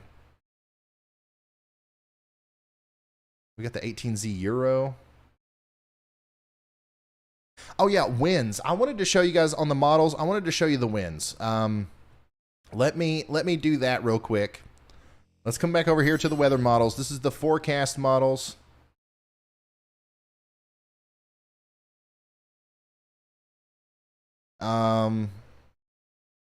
Let me show you the winds, because we did the timing earlier with the snow, but I didn't tell you about the winds. So let's see here. Let's get the time back up. Around 11 o'clock tonight, when the snow really starts to pick up in the coastal areas, especially around Ocean City all the way up into Delaware, coastal Delaware, and then Atlantic City and New Jersey. That's when the snow is really going to pick up down here. And it's also around this time when the wind is going to start picking up. We're going to be talking about 20 to 30 mile an hour wind gusts. Now, that's not insane, right? That's not a blizzard, but it's the beginning stages of what's going to start ramping everything up here. Let's go into 2 a.m. 2 a.m. We're at 30 to 40 mile an hour wind gusts. All across the state of Jersey, all across Delaware, all across eastern Maryland, and then, of course, in New York City and Long Island as well. And then the winds, what's happening, the winds are going to continuously increase as that low pressure system deepens. Okay. And then as we get all the way into 8 a.m. tomorrow, which is around the time I'm going to start my stream, it'll probably be a little bit earlier than that. But that's when really we're going to be seeing a lot of the heavier or the more intense impacts of this storm start to come to fruition. 40, 50 mile an hour wind gusts through a lot of Long Island, 40 to 50 through Jersey and Delaware. This is a blizzard. This is when it's officially a blizzard. You have to have winds like constantly blowing at 35 miles an hour. And visibility being below a certain amount for at least 30 minutes or 3 hours, something like that. I'll look it up here in a second. But technically, with all technicalities aside, this is when you are going to feel like it's a blizzard. All right, around 8 a.m. in the morning in Long Island, especially. Also, this is going to be the case in Connecticut and Rhode Island as well. But the really strong winds here, let's come up into New England now. The really strong winds are not going to be making it into Massachusetts until around 10 a.m. Now, don't get me wrong. The wind's going to be blowing 40, 50 mile an hour for a while, okay, all the way up until this point. But at 10 a.m., that's when we take the shift from a blizzard to a blizzard and a half, okay? There's a difference, right? You got your blizzard, and then you have a blizzard and a half. The blizzard and a half is more intense, right? And that is when, around 10 a.m. is when that's going to kick up down here around the Cape, around Boston, around Worcester, and up here, pretty much all along eastern Massachusetts. This is 50 to 60 mile an hour wind gusts. And then down here where Reed and Vince are, it's definitely, we're going to hit 70 at some point. And then here's when things start to get a little bit concerning for me. Now, thankfully, it's a small window of time, but whenever this low comes up and the axis of the main low pressure system has passed the Cape, the wind direction is going to, come down this way, right? And that means all of these 60 and 70 mile an hour winds are going to be pushing water into the bay here, okay? It's going to be pushing it into coastal areas of Boston and eastern Massachusetts and the southeastern shore of New Hampshire and down east Maine. The coastal flooding is going to be a problem at this point. It just depends on how long that wind lasts. It really depends on how progressive the storm is. How deep does that low pressure system actually get? What are the sustained winds, more importantly than the gusts? But if all that stuff is as high as what some of the models have been showing, then it's almost certainly going to lead to some coastal flooding down here. We don't even have a half a blizzard here. Yeah, so that's kind of like if we come over here, I'll show you guys the current watches and warnings. I can't believe I haven't already done that. I should have done that when we started. But if we come over, this is the current watches and warnings from the National Weather Service. If you're in the purple, so if you're in Lexington, Kentucky, or Charleston, West Virginia, or pretty much anywhere in Virginia or North Carolina, and you're in the purple, you're under a winter weather advisory, which is like a baby winter storm warning. The mountainous areas, the Smoky Mountains down here in Tennessee, are under an actual winter storm warning. And then the big boy winter storm warning, or the blizzard warning, is in the red. And I think that, the thing is like the exact criteria for a blizzard. Let me, I know it, but I don't want to say something stupid. I don't want to say something slightly wrong and everybody says that I'm stupid. Which happens a lot. Okay. Let me see if this will work. New tab. Open image, new tab. All right. Let's go over to web. All right, so a blizzard is wind gusts 35 miles an hour or higher. You see what I mean? I am kind of stupid. So it's actually not sustained winds of 35 miles an hour. It's just gusts of 35 miles an hour or higher. And then 1/4 of a mile visibility or less, lasting for 3 hours or more. I mean, hey, like the meteorology school,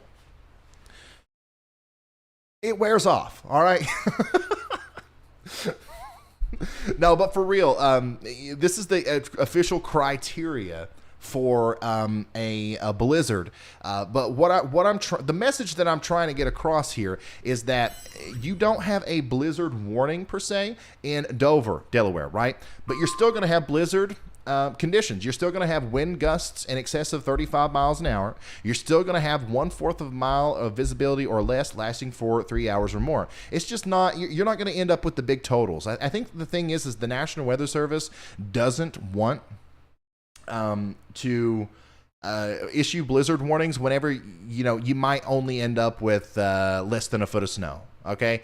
Because that might, the same reason they don't want to issue a tornado warning every single time they see rotation on radar. They don't want you to become desensitized to it because a blizzard's a big deal, okay? If it's a blizzard, you shouldn't go to work. You shouldn't do stuff, all right? Like, you should stay home in a blizzard. If it's a winter storm warning, So they want to reserve that for the biggest parts or the most impacted areas of these storms. But if you're in Dover, I'm issuing a baby blizzard warning for you. All right, so we talked about the blizzard and a half over there in the Boston area. Now down here in Ocean City, Maryland, in Atlantic City, in the coastal areas of Jersey and Delaware and Eastern Maryland, you're in a blizzard warning. All right, blizzard 1. Okay, this is the perfect definition of a blizzard. But we got a half a blizzard over here in Dover. We got a half a blizzard in Easton. Okay, we're probably going to have a half a blizzard in Millville, in Jersey. We're probably going to have a half a blizzard in areas on the eastern side of New York City and Long Island. Okay, near Hempstead and Oyster Bay. All right, we're going to have a half a blizzard down there in Bridgeport and Madison in Connecticut. We're going to have a little bit of a half a blizzard over here in Mansfield, Connecticut. We're going to have a half a blizzard in Worcester. We're going to have a half a blizzard in Leominster. We're going to have a half a blizzard in Nashua and Dover, New Hampshire, and Augusta, Maine.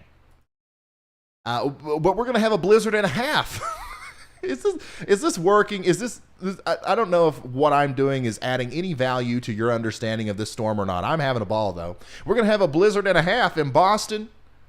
We're going to have a blizzard and a half in Bridgewater. We're going to have a blizzard and a half in Providence, Rhode Island. We're going to have a blizzard and a half in East Hampton and Southampton. But a regular blizzard down here in Atlantic City, Ocean City, Lakewood, Berkeley Township, Toms River, all these good places.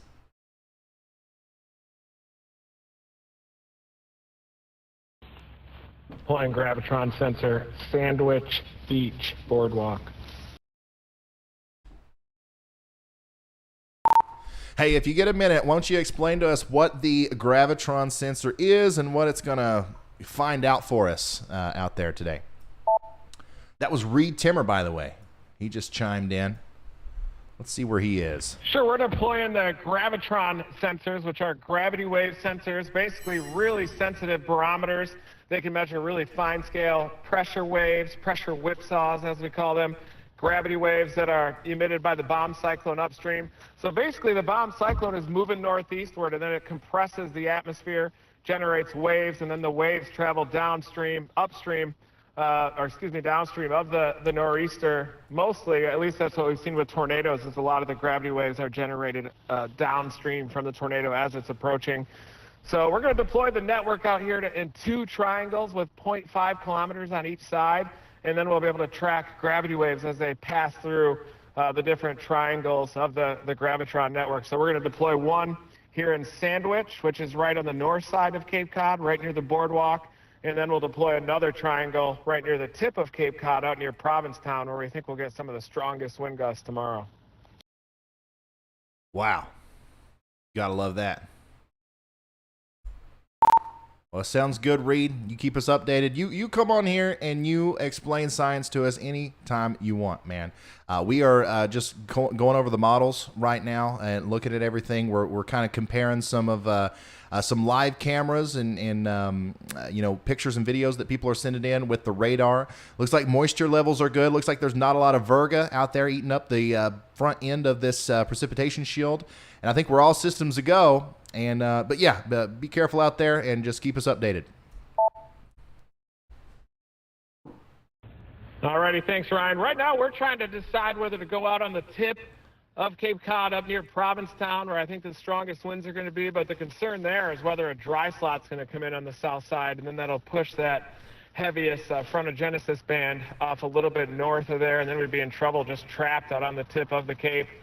Or do we just position here in Sandwich, but there's a lot of trees here. We could be out near the boardwalk area and probably get some unimpeded northerlies. But it's just kind of my natural instinct just to go out near the tip of Cape Cod, the furthest out, whether I'm chasing a hurricane or any kind of a coastal storm. How long do you think you're going to be mobile? Like, will there come a point where you can't really change your position anymore? And when will that point come? Is it a certain snow amount? Is it a certain sustained wind speed? What's that look like? Well, it'll definitely be a visibility thing for us. Once we get those whiteout conditions, once we get into the 3 to 4 inch per hour snowfall rates, at that point it probably won't be safe to drive. We'll be able to work the general area, though, there at Provincetown or Dennis or Chatham Lighthouse or wherever we set up. But I think there's definitely going to be a time where it's just going to be too dangerous to drive. I've covered a lot of nor'easters and bomb cyclones out here in the Cape, and there was one time we were traveling north out of Chatham toward Provincetown, and it's the most pure whiteout I've ever seen in terms of snow. I couldn't see anything, and even literally zero visibility, and it definitely felt like I was about to drive out into the ocean. So it was definitely a pretty scary sight there going north of Chatham. But this time we plan on punching all the way to the end of the Cape, all the way out to Provincetown, and should have unimpeded northerlies just ripping off the Gulf of Maine.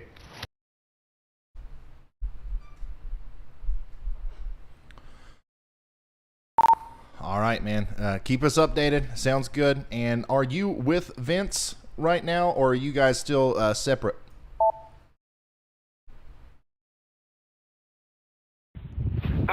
Still separate from Vince. We were out near Plymouth, but I think he got a parking ticket right next to Plymouth Rock, and we came down near the Cape, and now I'm trying to decide if we should punch up to our shelter up in Provincetown tonight, or if we should wait until first thing tomorrow morning and then end up just staying in Yarmouth tonight out here on Cape Cod, and then head up to Provincetown early in the morning.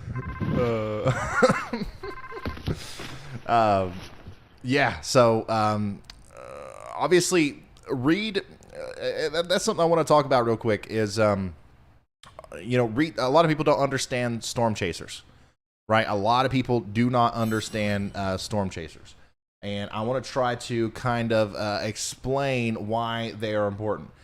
First of all, having Reed Timmer out there and Vince and Nicholas and Mike and all these people, obviously it helps us understand what's happening a little bit better. You can only tell so much from a report from the National Weather Service. Joe Bob said he had 2 inches of snow in the last 30 minutes from ham radio. Okay?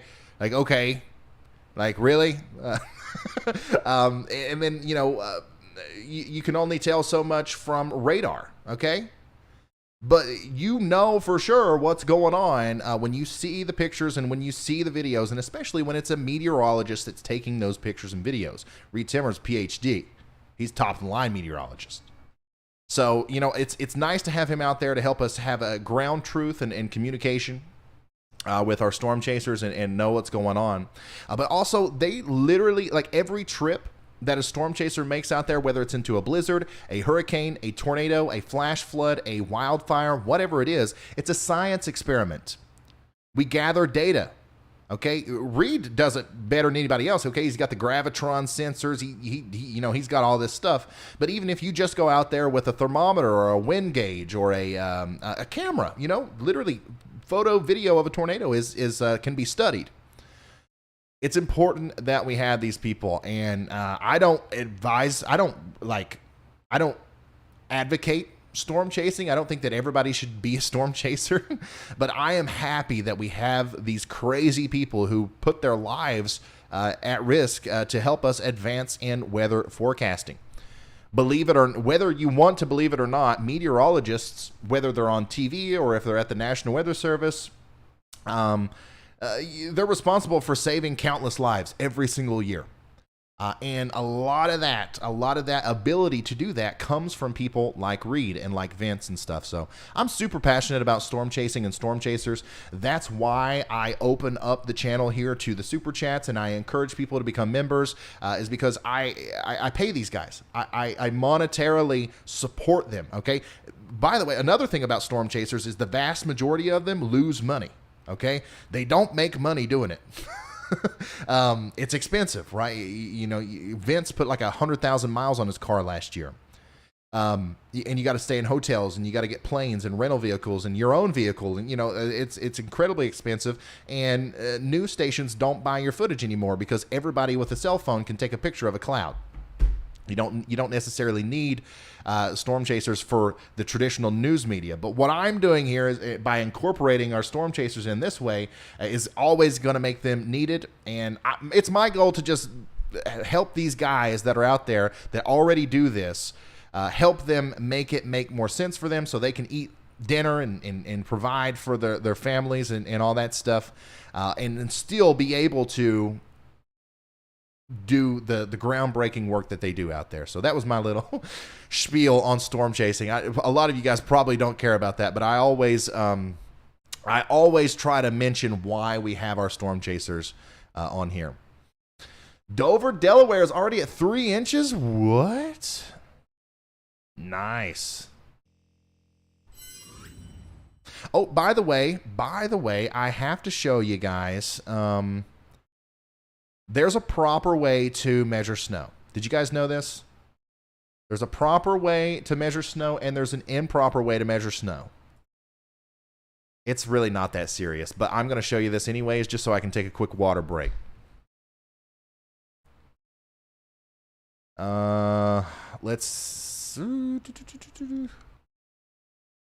going to find this short that I made. Where's this short that I made? Okay. Are you kidding? Plastic ruler. Okay. Watch this if you want to learn how to really measure snow. And I'm going to drink some water. Or a meter stick, but if all you have is a tape measure like me, that works too. Now, to get a truly accurate measurement, there's more work that needs to be done other than just sticking this in the snow. First of all, you want to find a big flat area. Also, you want to make sure it's not very close to a house or near any big trees. And then we're going to put our tape measure down. Looks like there's about 4 1/4 inches there. Now, it's important you avoid gravel driveways or any bumpy surface, but even on flat ground, there will be minor differences here and there. So we're going to go about 5 feet that way and take another measurement. Okay, over here we have 4 1/2 inches.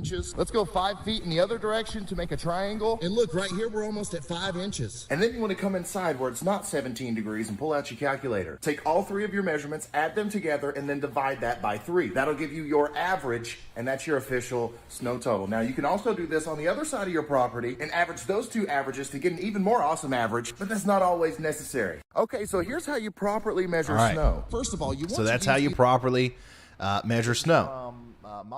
Okay, so here's how you properly measure snow. First of all, this is and like I'm kind of being serious in that video, and I'm also kind of not. Like, I really, if you want to send, like, you don't have to do that, but that's the way I was taught. That was the way I was taught you're supposed to do it, because especially in a situation where there's a little bit of wind. Now, you know, if you're in a blizzard warning today and you got 70-mile-an-hour winds, don't even try to measure it. Okay, it's going to be blowing and drifting. Don't even try to measure it. But if you're in a situation where you've got 20 or 30-mile-an-hour winds and, you know, it's like a normal snowstorm, you take multiple measurements and you average that out. That gives you normally your actual snow total.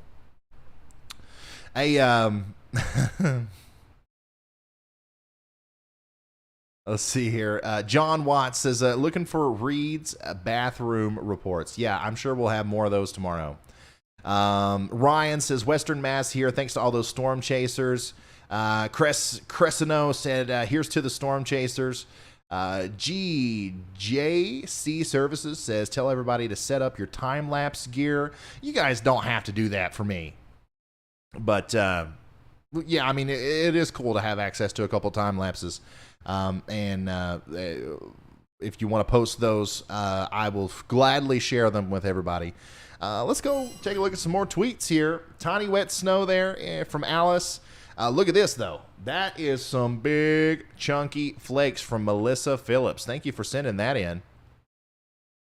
Dang, that's my kind of snow. That's the kind of snow that I want. By the way, it's 27.9 degrees now here in good old eastern Kentucky. We're going down. Currently in Hickston, Tennessee. That is some big old fluffy flakes. Love to see it. Nicholasville, Kentucky. Wow.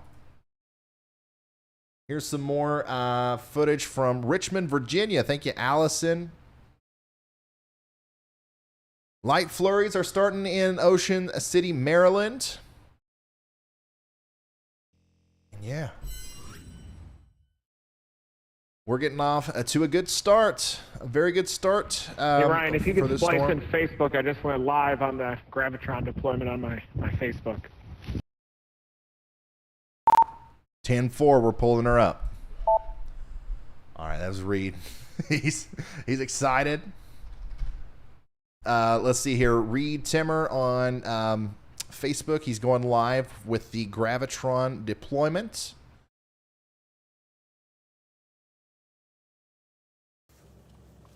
Let's see what we got here.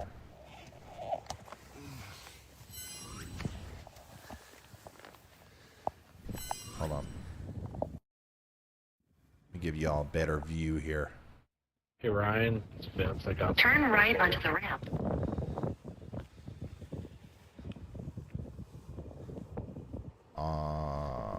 Okay. Here we go. Let's watch Reed with the Gravitron deployment here.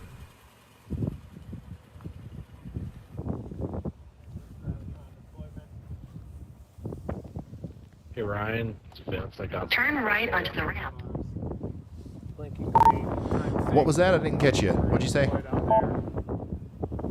So here we go. We're ready. I just had some info for you. Maybe worthy for your stream. I was trying to break in there when you had a little bit of a lull. A lot of people out here are panic buying fuel already. I've been to 2 gas stations that are actually out of fuel. I didn't mark which ones they were, but most of these fuel stations out here. Continue on I-495. Wow, did you hear? So fuel stations are out of fuel in It's truly a winter version of a hurricane because of that. where's he at? He's somewhere close to where Reed is. I'm not getting his locate. Okay, there he is. Let me show you where Reed or Vince is right now. We have Reed and Vince in very similar locations.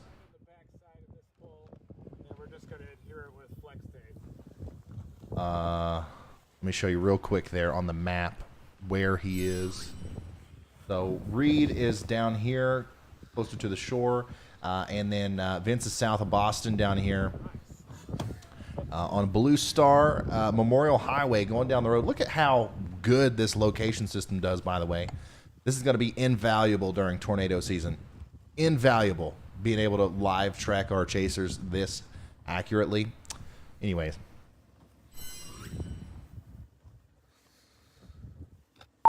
Have you talked to a lot of people? How's the general public reacting to the storm? Are people, I know that we're out of fuel, but are people kind of like laid back about it, or they seem nervous, or what? I don't. My backpack maybe.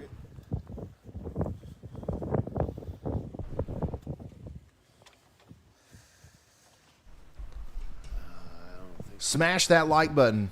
Absolutely. Absolutely. If you haven't yet, guys, we still got 14,000 people watching.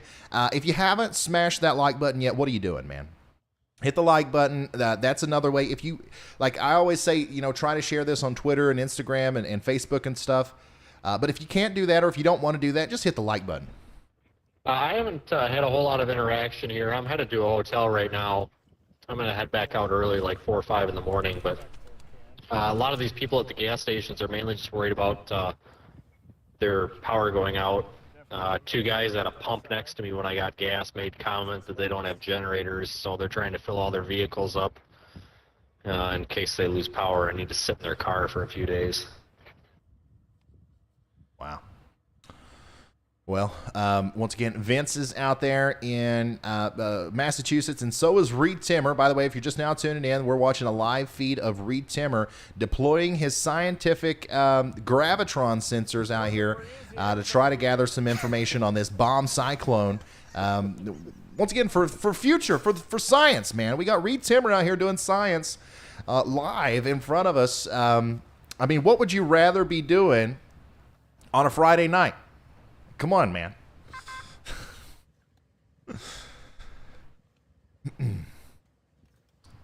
Oh, but yeah, hitting the like button. I don't want to just have more likes, by the way. Like, like I don't care about the number, but like if you hit the like button, YouTube promotes the stream to more people, right? So like we can get good information out to more people. More people will find the channel, and it's a win-win for everyone. It's a win-win for everyone, right? Even in there, you gotta have the flex seal too. I saw that. Yeah, you just got to.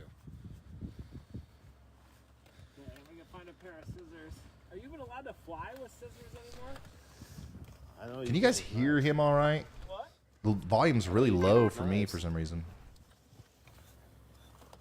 We can't hear it. Yeah, it's not. We're just gonna have to watch because I can't hear him either. I don't think the audio is very good from the camera that they're using. But I'm really interested in just seeing what this is, what they're doing. I'm personally not 100% familiar with the gravitrons and like everything that's going on here, so I'm kind of interested in seeing what happens here as well. And after he gets it set up, we'll ping him back on the radio there and get him to answer questions for us. You have a knife? No knife? Don't you know? Just curious who is with Reed. I don't know who is with Reed. He's got somebody helping him though. I thought Vince was with him, but Sure is not in there tight. Yeah, we don't need all that. We forgot our tools at home, including the snow shovel. But the game plan is to deploy the gravitron on that pole right there, right on the south side of that pole.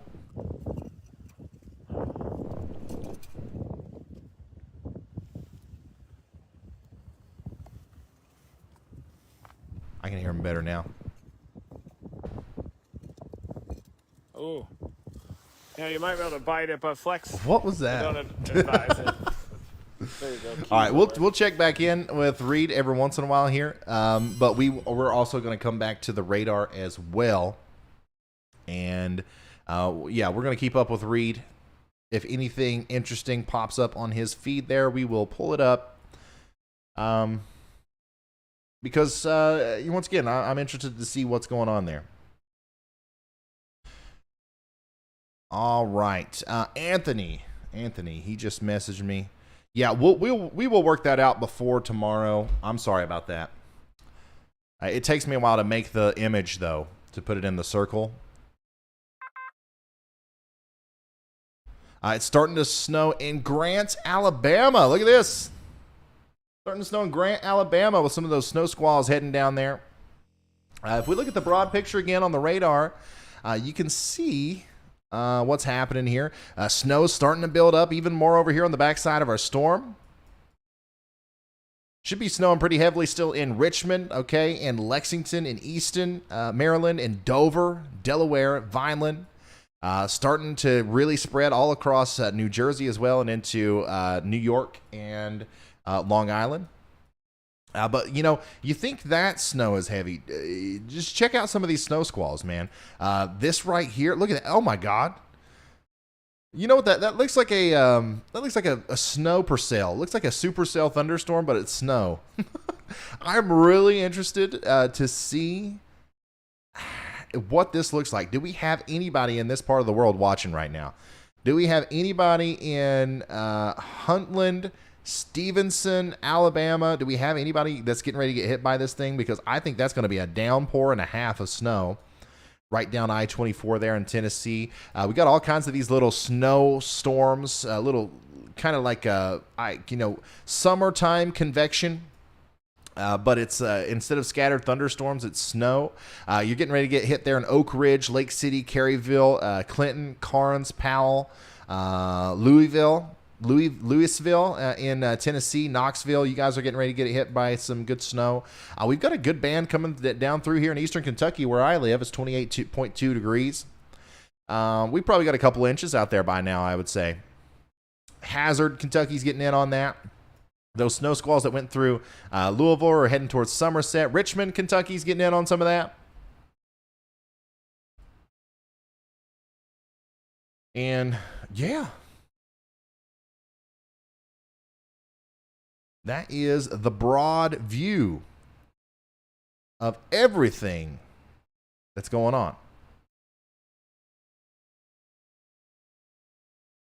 Oh, daggone it.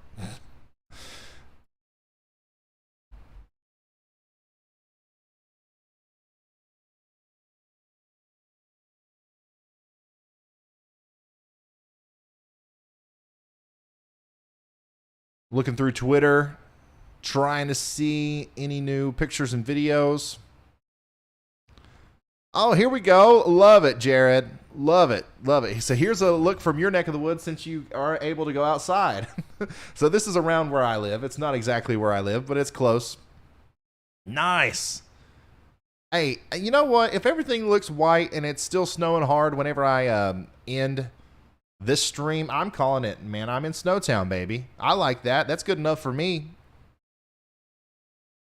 Gatlinburg, Tennessee. Hey, look here at Queens, New York City. Fine white snow coming down. Hey, thank you, David, for that. Here's another view from Gatlinburg earlier. Colby. Thank you for that. Big flakes over there.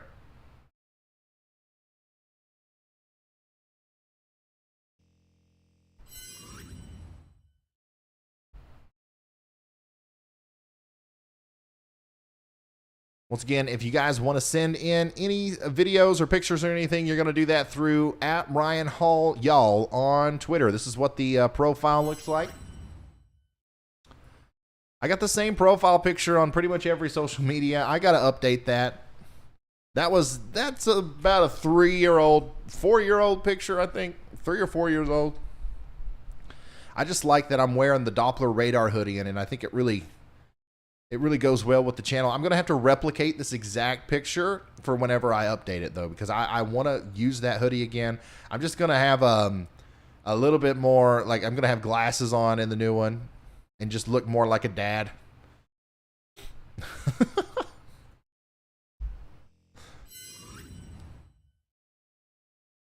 No snow in South Delaware yet. It should be raining, though. It should be raining in South Delaware. You're getting ready to see snow if you're in Milford. You're getting ready to see snow if you're in Hurlock. You're getting ready to see snow if you are in Kilman Rock, okay, in Virginia. This is getting ready to switch over to snow if you're in West Point, Virginia, Petersburg. And what should happen here as we go later on into the night, our low is starting to form down here. Our energy is phasing. Everything's coming together just like we thought it would. But what should start to happen is that, this precipitation shield back here should start to expand. All right. We have a lot of, it's obviously moist. Okay. The air, there's plenty of humidity. There's plenty of, there's no dry air back here to kind of counteract the spread of this moisture. And when this low pressure system really starts kicking it and digging it, like it really starts kicking it and digging it, it's going to throw moisture this way, right? Because of the counterclockwise motion of the system. And some of that ocean moisture should make it back behind our main area of convection and expand our precipitation shield. So that's going to help you in Philadelphia get more snow. That might help Baltimore get a little bit more snow if that can happen at a soon enough rate. Of course, everybody in New Jersey is going to get more snow due to that. Long Island, everybody. Everybody's going to get more snow as soon as this thing starts kicking. Also, this thing's going to slow down a little bit once it starts really deepening. So, we're nowcasting right now.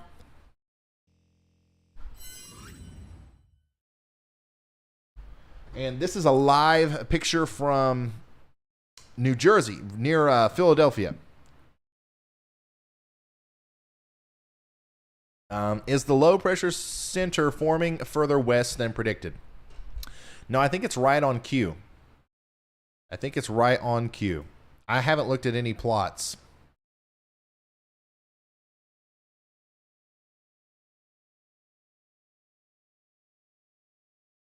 Whoa.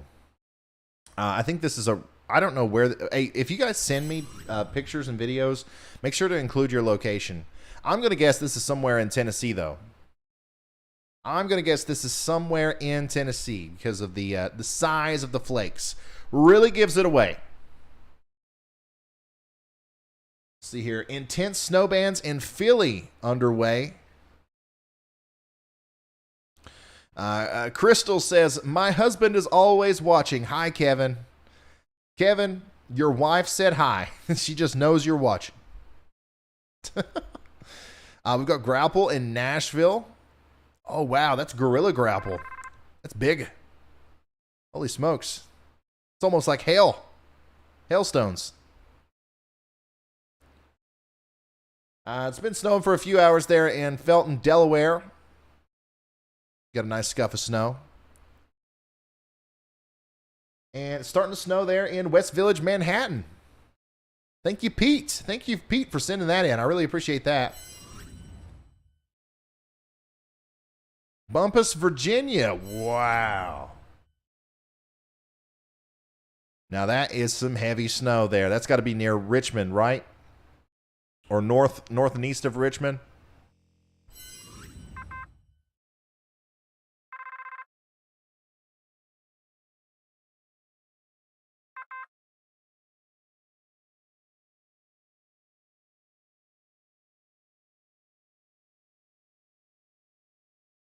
And then here is Chattanooga. Snow and whale there in Chattanooga, Tennessee. Opinion on the 18Z Euro snowfall forecast map. Oh, we got an 18Z Euro snowfall forecast map. Let's check it out.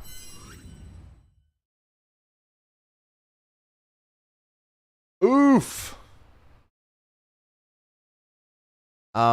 So first of all, it's important that the closer we get to this storm, the less important it is to look at these global models. Remember, the resolution on these the global models especially, it doesn't make sense when you're talking about hours rather than days, right? But still, this doesn't really change a lot. Let's compare this to the 12. So that was the 12, this was the 6, this was the 0. So it really hasn't shifted a lot. There's not a lot of change there. However, it does look like there was a little bit of a shift. It's so weird because there's a shift to the west on the northern side and a little bit of a shift to the east on the southern side. This gives Dover, Delaware, 7.8 inches. I don't think that's true. I mean, they've already got 4.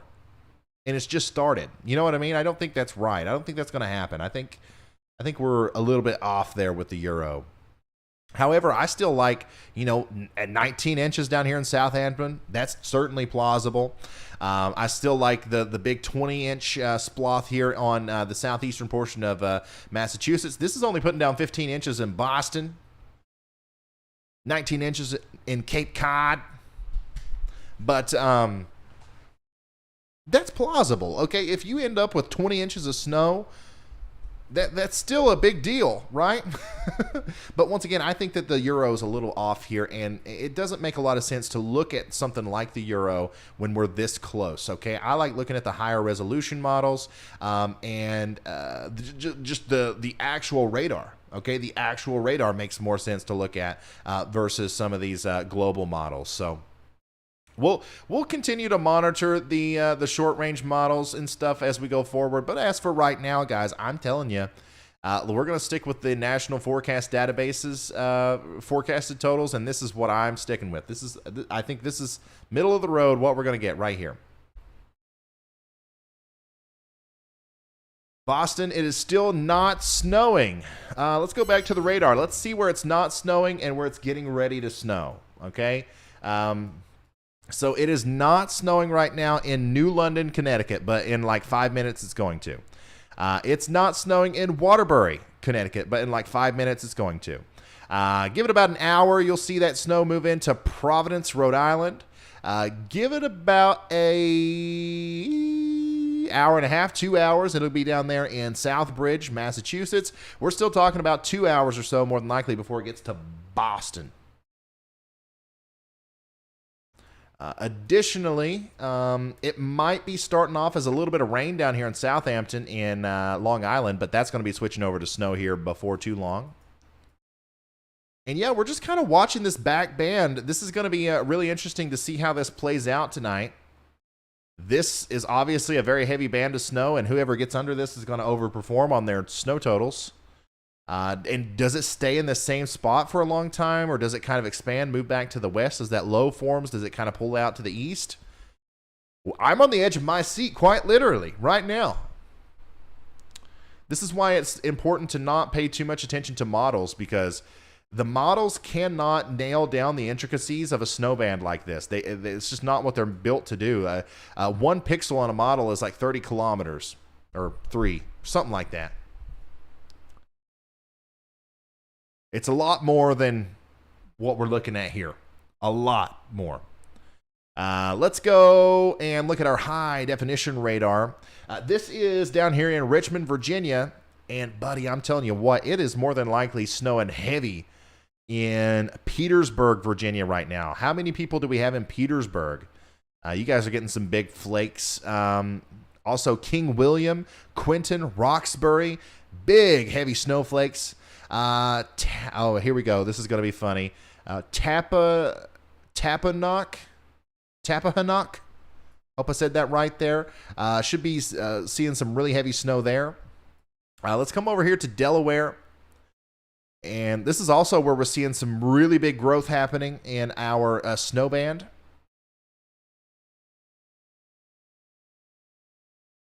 Oh, going to have to refresh our radar. There we go. Oh boy. Yeah, so this is where some of the biggest snow totals are going to come from, is these bands right here, okay? And guys, if you're going to hang out with me tomorrow, if you're going to be here for the live coverage of this storm tomorrow, we're going to be looking at this radar a lot, and we're going to see this a lot, okay? These bright yellows and the dark greens, when they pop up, and especially when there's not too much movement in either direction, if you're lucky enough, well, if you like snow, if you're lucky enough to get underneath one of these things, you are going to absolutely pile that snow up. Let's see here. Trapp in Maryland, Felton, Woodside East, Dover, or the southern and eastern side of Dover. You guys should be getting some really heavy snow right now. And you're in the perfect position, because this low is going to kind of pivot, right? And this band of snow is going to stay over you for a while. Some of you guys will see 7 inches of snow before the low even fully forms. So that's why I don't like looking at stuff like the Euro this close to the actual storm. We ain't forecasting, y'all. We're now casting. Yeah, some of that big heavy band is moving into Vineland now, Milliville. Militia Towns. Oh, the Militia Township. Or the Mullica. My bad. I knew that. I know all about Mullica. But yeah, this is looking pretty good. If you are under that band of snow there, or it looks like you're about to be, or it's lining up to slide through your location, you're in Snowtown, baby. You are 100% in Snowtown, baby. Let's look at Philadelphia again. I'm interested to see what's going on over here. Once again, we've got a camera, the one that's above my head there. This is from Anthony. Anthony, who will be helping us tomorrow as well, and he'll be a part of our communication system. So, unfortunately, it takes a while to set that up. So, unfortunately, we can't do it tonight. But he's in Mount Laurel, and he's providing that camera for us up there. And Yeah, it's snowing really good. It's still not sticking to the roads very well, it looks like, but that's going to change. That the temperature is going to drastically drop, and the snow rate's going to continue to increase, and we're going to see that dynamic cooling bring down the temperature. And the later we get into tonight, the more intense that's going to become. 11 a.m., those roads will be covered.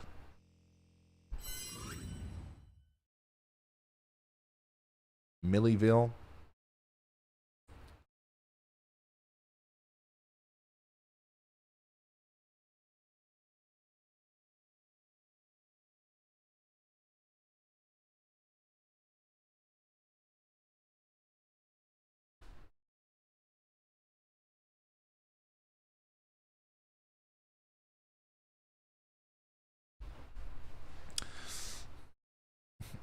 They're looking at the same camera. In Bridgeport, Connecticut, it just started. Hey, has it been 5 minutes? Didn't I say 5 minutes ago it's going to start? Man, I should be a weatherman. I should be a weatherman.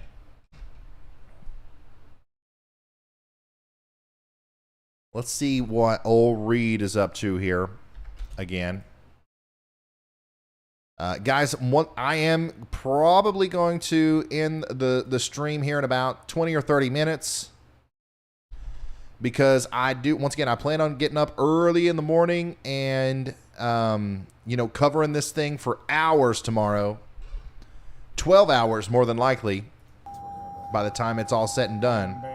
Trees down. So I do need to sleep some tonight. Not going to be able to sleep a lot, but I will sleep some.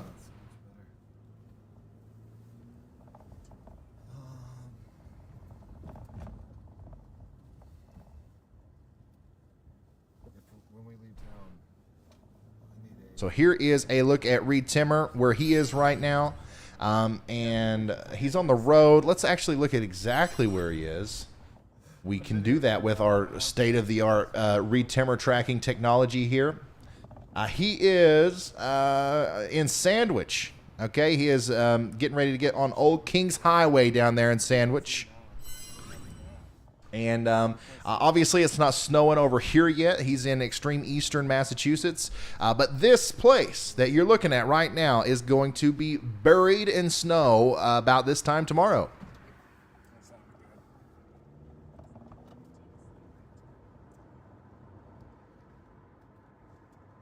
Calm before the storm, everybody. An important part of the storm. Very calm. You can feel the energy coming in.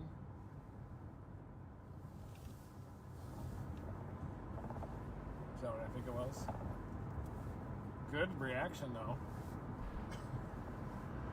You're getting better at your turnaround. Just a quick update there on North Carolina. A lot of people were asking about North Carolina. I mean, there's really not a lot to say. There's not a lot of anything going to happen in North Carolina. There's going to be a couple areas that receive an inch or two of snow, depending on if you get under that right snow squall band that comes through tonight. And then up here in extreme northeastern North Carolina, okay, near Elizabeth City, south of Chesapeake, near Black Swamp and South Mills and all these places, you're under a winter storm warning from the National Weather Service for 2 to 4 inches of snow and winds up to 40 miles an hour. So it is going to get windy. At the top of the line, number one best case scenario for you guys, you're going to get 2 to 4 inches of snow. The rest of y'all in this purple here, so we're talking about Raleigh, Charlotte, Greensboro, Rocky Mount, a couple inches of snow is all we're expecting. And yeah, it's going to make travel kind of difficult, but you're really not a part of this big storm that we're talking about here. You're a part of this smaller little system that's feeding it. And obviously it just makes more sense for me to focus on the blizzard.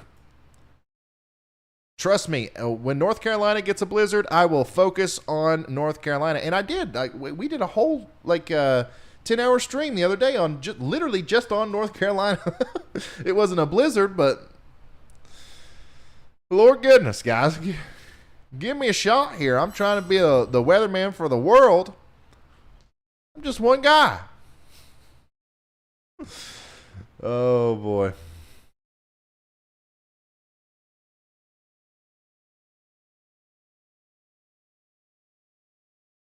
By the way, Anthony, this camera that we've been looking at, this is Anthony.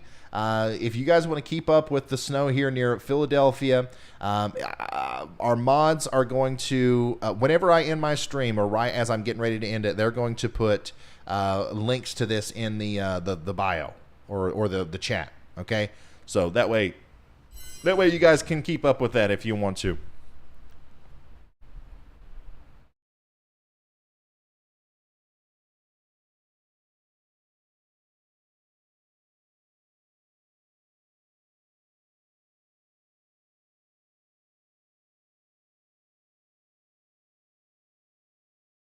Oh, we got Mike Scantlin up again as well. How do I do this? I need a producer, y'all. I need a daggone producer. Not like in a way that where it disrupts our information flow, but somebody to just pull up another camera for me. Okay, it's a. I need a camera puller upper. And unfortunately, I haven't figured out a way to do that remotely. All right, let me exit out of this. Let me just see what Mike is looking like. By the way, if you guys want to keep up with his streams, he is Storm Chase TV. Storm Chase TV. And this is, okay, so this is what it looks like in DC right now.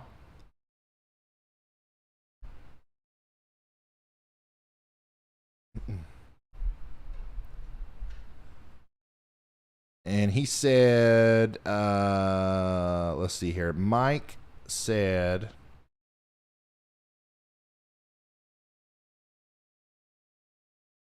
oh my God.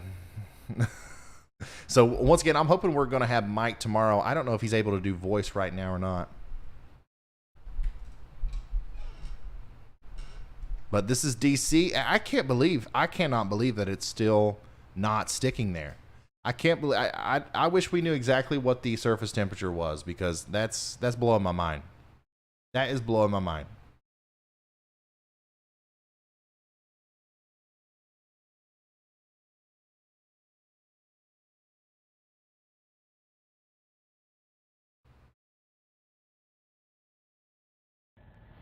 You able to use this, or do I want me to go live on YouTube? Was that Reed? That was Reed, wasn't it?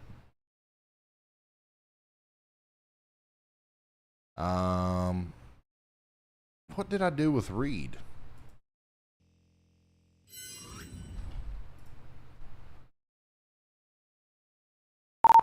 You're good. It's working fine just like this.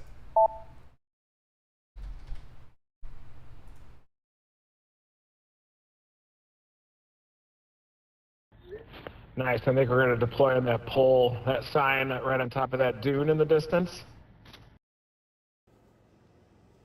So this is Reed Timmer's feed. He is deploying a potato. I think we're going to deploy on that pole. Or a gravitron sensor out here. Distance.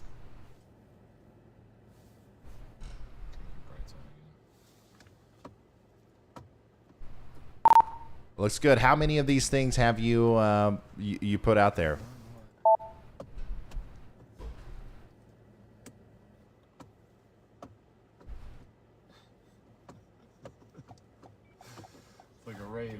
Well, we put one about 0.5 kilometers just on the other side of the river at the other beach, and we figured this one is right on the east side of all these homes and should have northerlies just ripping over that dune. So if I can deploy it right on the south side of that pole, then I think it won't have one of those little wake lows that can form downstream of a big structure. And I think it's exactly 0.5 kilometers from our first deployment spot. Awesome. So if you guys want to see exactly where old Reed Timmer is, he's down there close to the beach.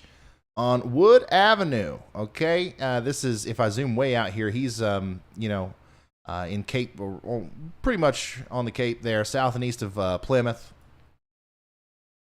And he's deploying his gravitron sensors,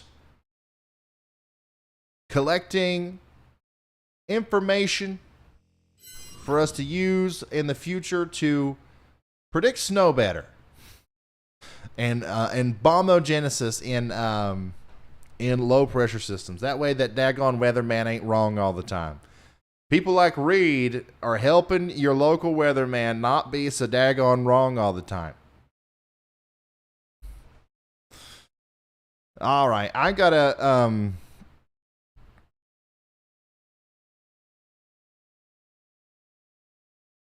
get off here. I gotta sleep. I gotta sleep for a little bit, and then I'm gonna continue our coverage early in the morning. Early in the morning. Hey, buddy, I'm ending my stream for the night. I'm going to send everybody over to you, and then I'm going to get up early in the morning and probably go for 10 or 11 hours. So I'll see you. I'll talk to you in the morning, all right? Alrighty, that sounds good. It's going to be a long day tomorrow. We'll be going all day tomorrow, all night tomorrow night, probably a large part of Sunday. So have a good night. Never stop chasing. Never stop chasing. I love Reed Timmer, guys. I'm so glad we get to work with him. Like, how cool is that? How cool is that, guys? I can't believe it. Anyways, yeah, so I got to get a little bit of shut-eye here, and then, once again, long day tomorrow, and probably even on Sunday, too, okay? If you want to be here, if you don't want to miss it, okay? You don't want to miss the most in-depth coverage on this winter storm that exists, you got to subscribe. You got to subscribe to the channel right now.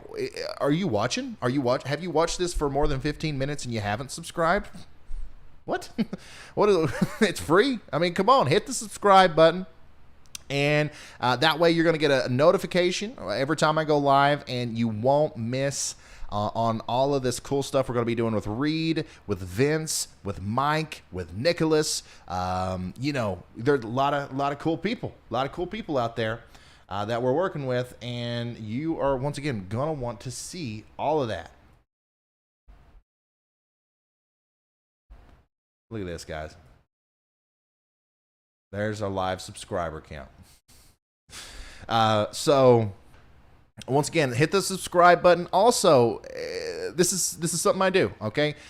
If you were surprised by this winter storm warning or this blizzard, if you were like, oh my God, I never knew this was coming, ask our subscribers in the chat right now. Guys, how long have we known this is coming?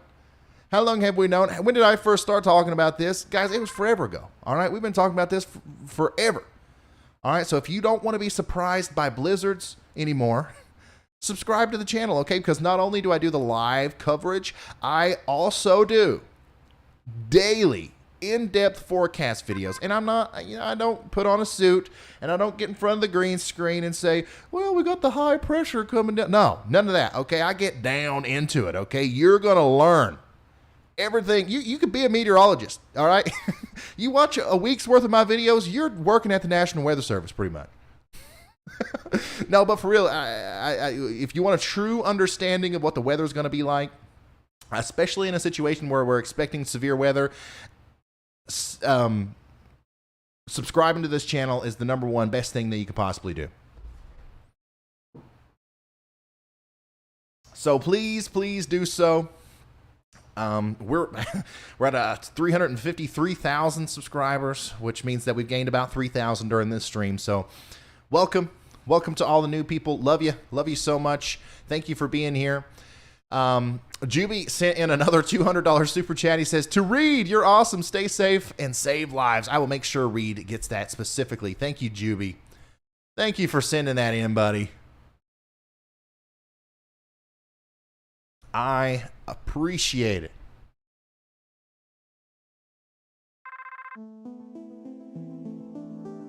Y'all, get some sleep. Go to sleep. Let's see some go to sleep emotes in the chat. Worked hard on those.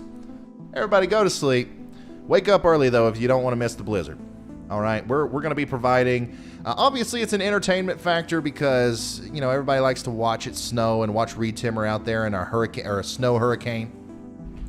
But we're also going to be providing real good information on power outages, on road conditions, on, you know, a lot of these cities and parts of the states are probably going to start issuing state of emergencies and like shutting down certain aspects of everything. We're going to be relaying that news super fast.